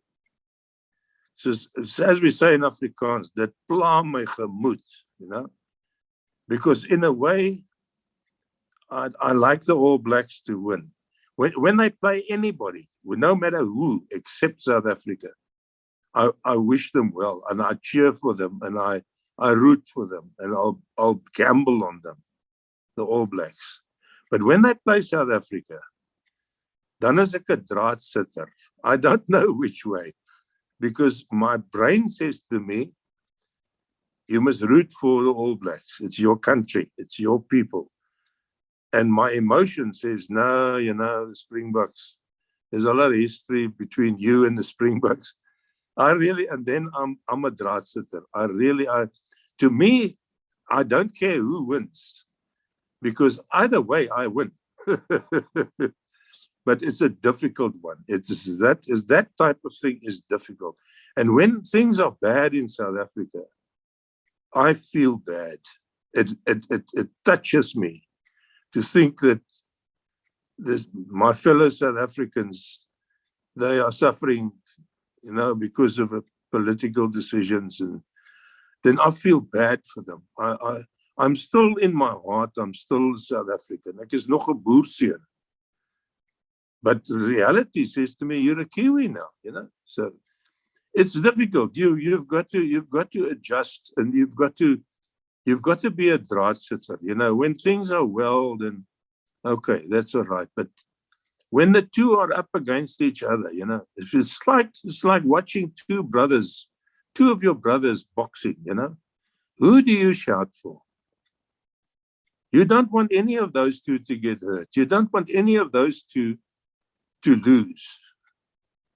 It's the same feeling as if two of my brothers were fighting. You know, what emotion would I go through? So that is my honest answer to you. Ek is 'n draadsitter. Well, I can accept that, because I do understand, you know.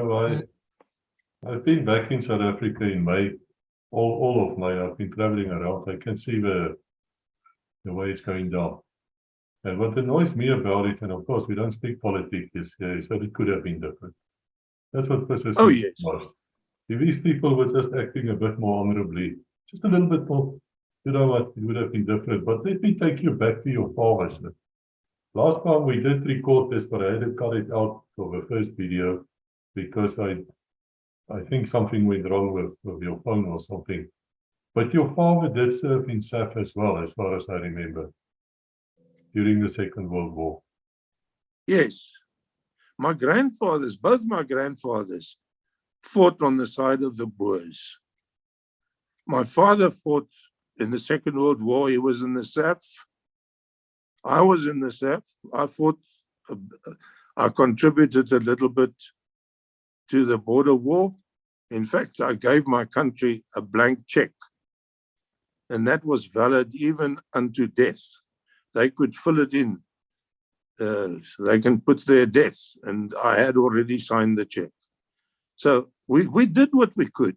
We did what we had to do. And all of us, my whole family that fought for South Africa, we did it with honor and with pride. And we really did it for the country, not because I didn't get 1 cent out of it. I got a little danger pay, yes, but that you didn't even buy a carton of cigarettes.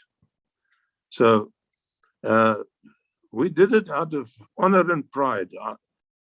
I was never called up because I joined the permanent force from 16 years old. I volunteered. I was not a conscript. I was not a national serviceman who were forced to go there. I went there because I wanted to. And my father as well. He volunteered. Hy was 'n rooi lissie ou. Hy het gevolunteer om buite Suid-Afrika se grense te beklei. Outside the borders of South Africa, he would fight. And both my grandfathers fought for South Africa. Both of them were children. My grandfather, that I have the name of, he was 14. He was caught and he went to Burma. He was on Burma for 18 months. Him and his father and my great-grandfather. And my mother's dad, his horse went lame, and he was actually he lived in Allowell North. So they weren't the enemy. They were traitors. And he was caught by the British and he was sentenced to death because it was high treason to fight against the British. He was under the British rule. And the war ended 3 months after he was caught. And only then did they get reprieved, and he was given a life sentence. He was 17 years old, and that was reprieved. And eventually they let them go because all the farms were burnt down, and people didn't have. It was actually a blessing if you were in jail, because then you were fed and you had a roof over your head. So they said, no, this is not a hotel. You go out and you build another farmhouse and you start farming again. So that's my history. It's in my genes. It's in my blood. Nobody can take that out. I can't even get it out. But I have to. We live today. We've got to be realistic and look at the situation today. And say, look, history is fine. You mustn't forget your history, because then you won't know what your future is going to be like, or what to do to have a better future for you and your family. But that is my history, and that is the way I grew up. And I'm not ashamed that I immigrated.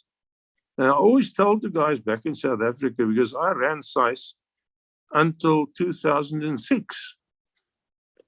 So I flew back and forth to South Africa sometimes up to 13 times. No, a lie. 8 times in 13 months. 8 times back and forth. It's a 25-hour flight. So that hits you hard. But I ran my business from New Zealand. I had 2 very bright and very good youngsters there doing the necessary while I'm not there. And we had Skype, and we communicated virtually daily. And I went back many times. I still conducted courses at Sanlam, where we hired the venue, and lots of people. They all knew that I was living in New Zealand. In fact, I have a friend. He wouldn't mind me telling you. His name is Sil. What is Sil's surname? My short-term memory hasn't got a weekend pass, and it just went AWOL. Pienaar, Sil Pienaar. He was a senator in South Africa. He lived in New Zealand, and he used to fly to South Africa for every meeting and when Parliament opened and he sat there in the Senate and his wife and children were living here in New Zealand, and when they, instead of going back to Pretoria at the end of the sitting, he used to come here home. He lives in Australia at the moment. Very nice guy. He's one of my dearest friends. And, so lots of people do that. I have friends, they in fact coming here tomorrow, visiting me. And they live here in Nelson. And the lady is a solicitor. And she still works for a law company in Namibia. She sleeps during the day, and at night she's at the office in her home, yeah, in Nelson, sitting there on Zoom, whatever software they use, and she does her job. My late wife's cousin, their daughter lives in Perth, and she still works for Sunlong. She's an actuary, and everything is done via computer. The world has become so small that you can still serve your country in a way, and but you don't have to face all the nonsense. You know, you're away from that. So why not do it? You only live once. Well, I don't live once. I live every day. I die once, yes, but I live every day. And while I can, I enjoy it. So why must I expose myself to that? It's not a matter of sentiment or whatever. I'm still very proud of my history, and I still honor them, and I belong to SAAF, the South African Military Veterans Organization of Australasia. It's Australia and New Zealand. And now apparently we've got branches in other parts of the world as well. So I still wear my SAAF blazer, and we go to the Anzac parades, and now I can't parade anymore, so I just drive behind them with my mobile scooter. But we still partake in it, you know. And I've been a Kiwi now for 20 years, nearly 20 years. So you can't get it. You can't get your South African blood out of you. My mother-in-law, she used to say, "What's born in the bone, you will never be able to cut out of the flesh." And I can vouch for that. I was born in South Africa. I am a South African. I'm a born South African, although legally I'm a Kiwi. I'm a New Zealander. My passport says so.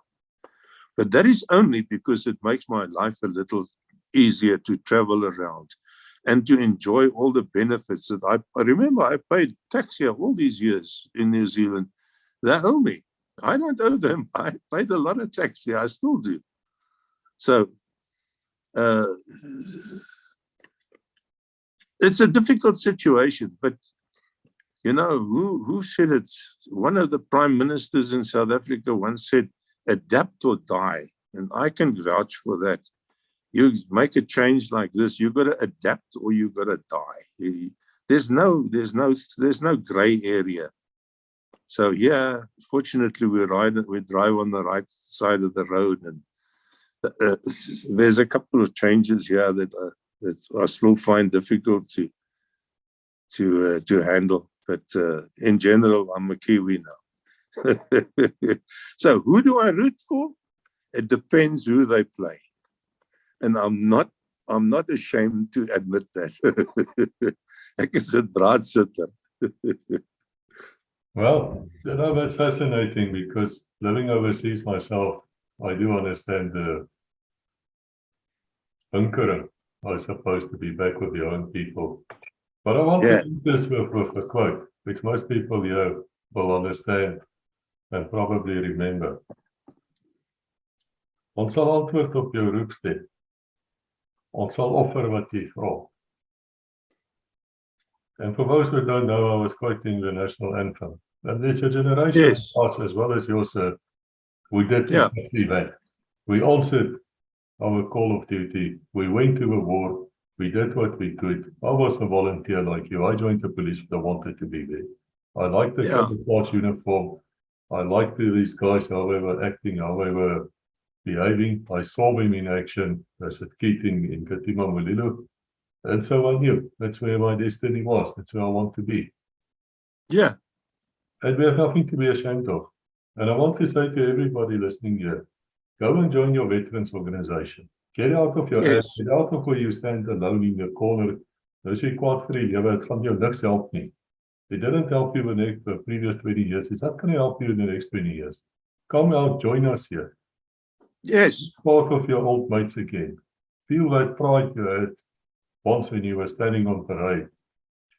Come and join us, and you can start by contacting me. Get hold of me, come and tell your story. I guarantee you, you're going to feel better about it.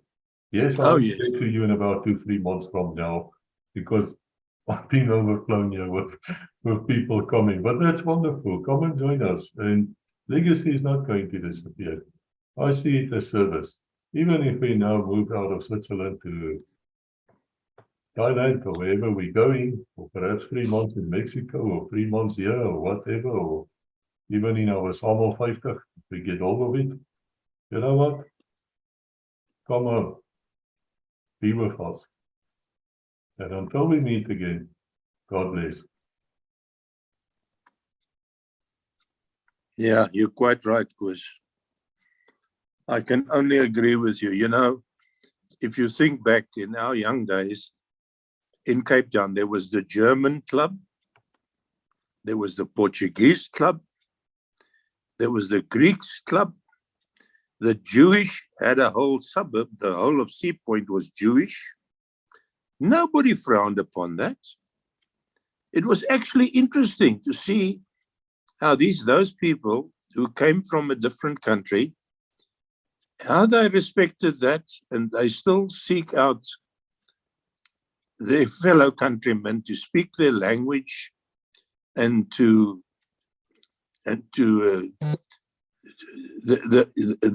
their culture is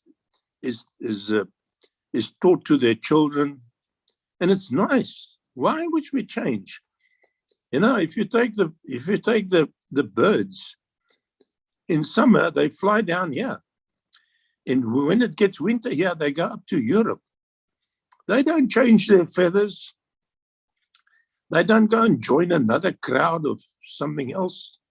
They stick together, and nobody minds. You're not causing anybody harm. It's interesting to see the different races and nations and cultures and so on in the one country. It broadens the children's general knowledge. It makes them, it allows them to grow up in a society where they realize, you know, that each man is entitled to life. Each person, the first thing is he's entitled to life. And the life that he leads is the life that he chooses, as long as he doesn't harm anybody else in that what he's doing to enjoy his life. In other words, there must be no discrimination. Nobody is better than anybody else. We came into this world stark naked. And I'll tell you what, you're going to go out of this world and not take anything with you, no matter what you've accumulated. So the beginning and the end is where the story lies. If you are born a South African, no matter what you do, you're going to die a South African. You're going to learn another language and some more other cultures as well. But deep down in your flesh and in your heart, you will remain loyal to the country of your birth, unless you're a total washout. Otherwise, you will adapt. You will stay a South African, and you will still honor our ways, and you will still have something to say about South Africa and what's going on there. A lot of people have said to me in the past, why you get so emotional about this? It's none of your worries anymore. It's none of your concern. you're a Kiwi now. I said, no. You're making a very big mistake, mate. I will never change. My loyalties will always be with my birth country. So that's it. That's not gonna. If your heart is in the right place, you will not change that. You will not change that. But on the other hand, you will not do anything that harms or irritates or is contrary to the culture, the language, and the people where you have now decided to make your home. You're an immigrant, and that is the beauty of New Zealand. There's not one single soul living in New Zealand that is not an immigrant. Either him or her, or parents, or grandparents, or great-grandparents. Everybody, even the Maori, are all immigrants. Yeah. Nobody owns this country. We are all immigrants. And we all share, we all have the same benefits and the same privileges and the same hardships. And the bloody corona hits us all, you know. And if there's anything in the finance world that harms one, it harms everybody. So, and this is what makes a nation, you know. Different cultures, different habits, different languages, different skin colors. A lot of the Maori are quite dark. Doesn't worry. I don't even see the dark anymore because it's not what they look like. It's how they behave. And they are as good and even better than my own people. And I admit that. It is the truth. It's not something that I make up.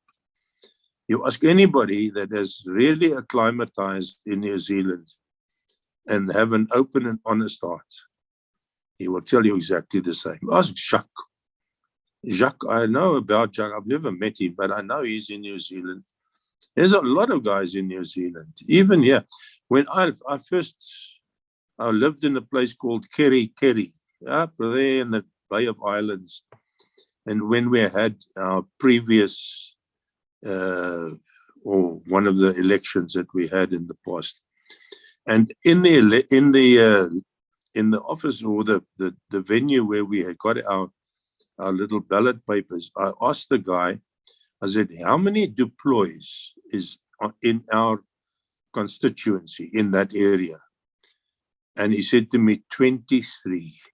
I nearly fell on my back because even in South Africa, the surname Deploy is not an everyday surname. You get them, but it's not an every. To think that in a place called Kerry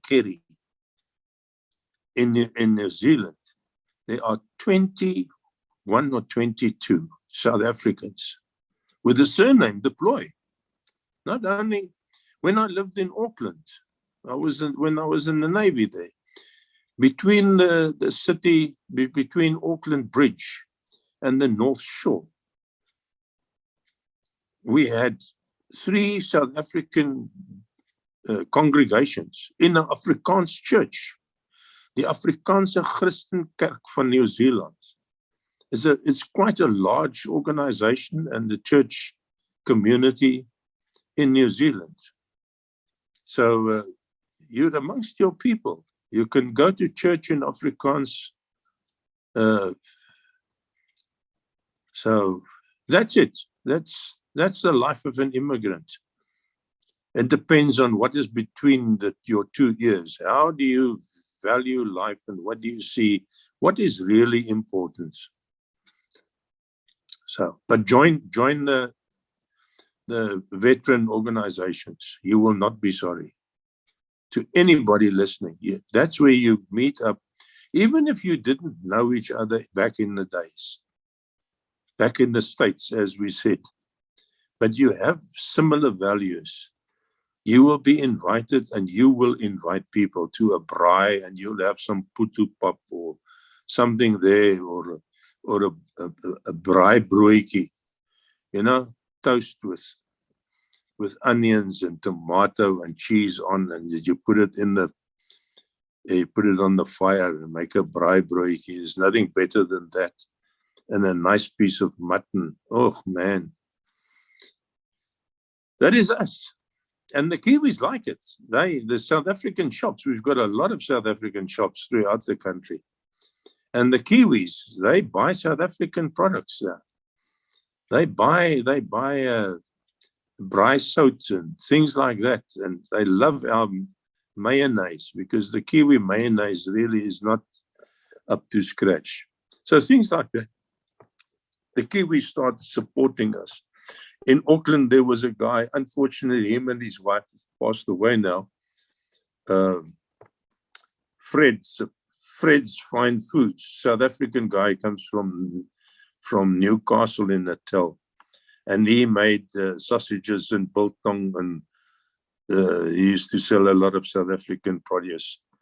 And, you know, over the years, I noticed more and more and more Kiwis come in, so much so that his daughters worked there in Fred's Fine Foods, and they used to greet us all in Afrikaans, because 99% of the people that walked in there, even if they didn't know us, they knew that we were South Africans. And lately, they've been greeting people in English, because there were more Kiwis buying there than South Africans. So we make a little dent wherever we go.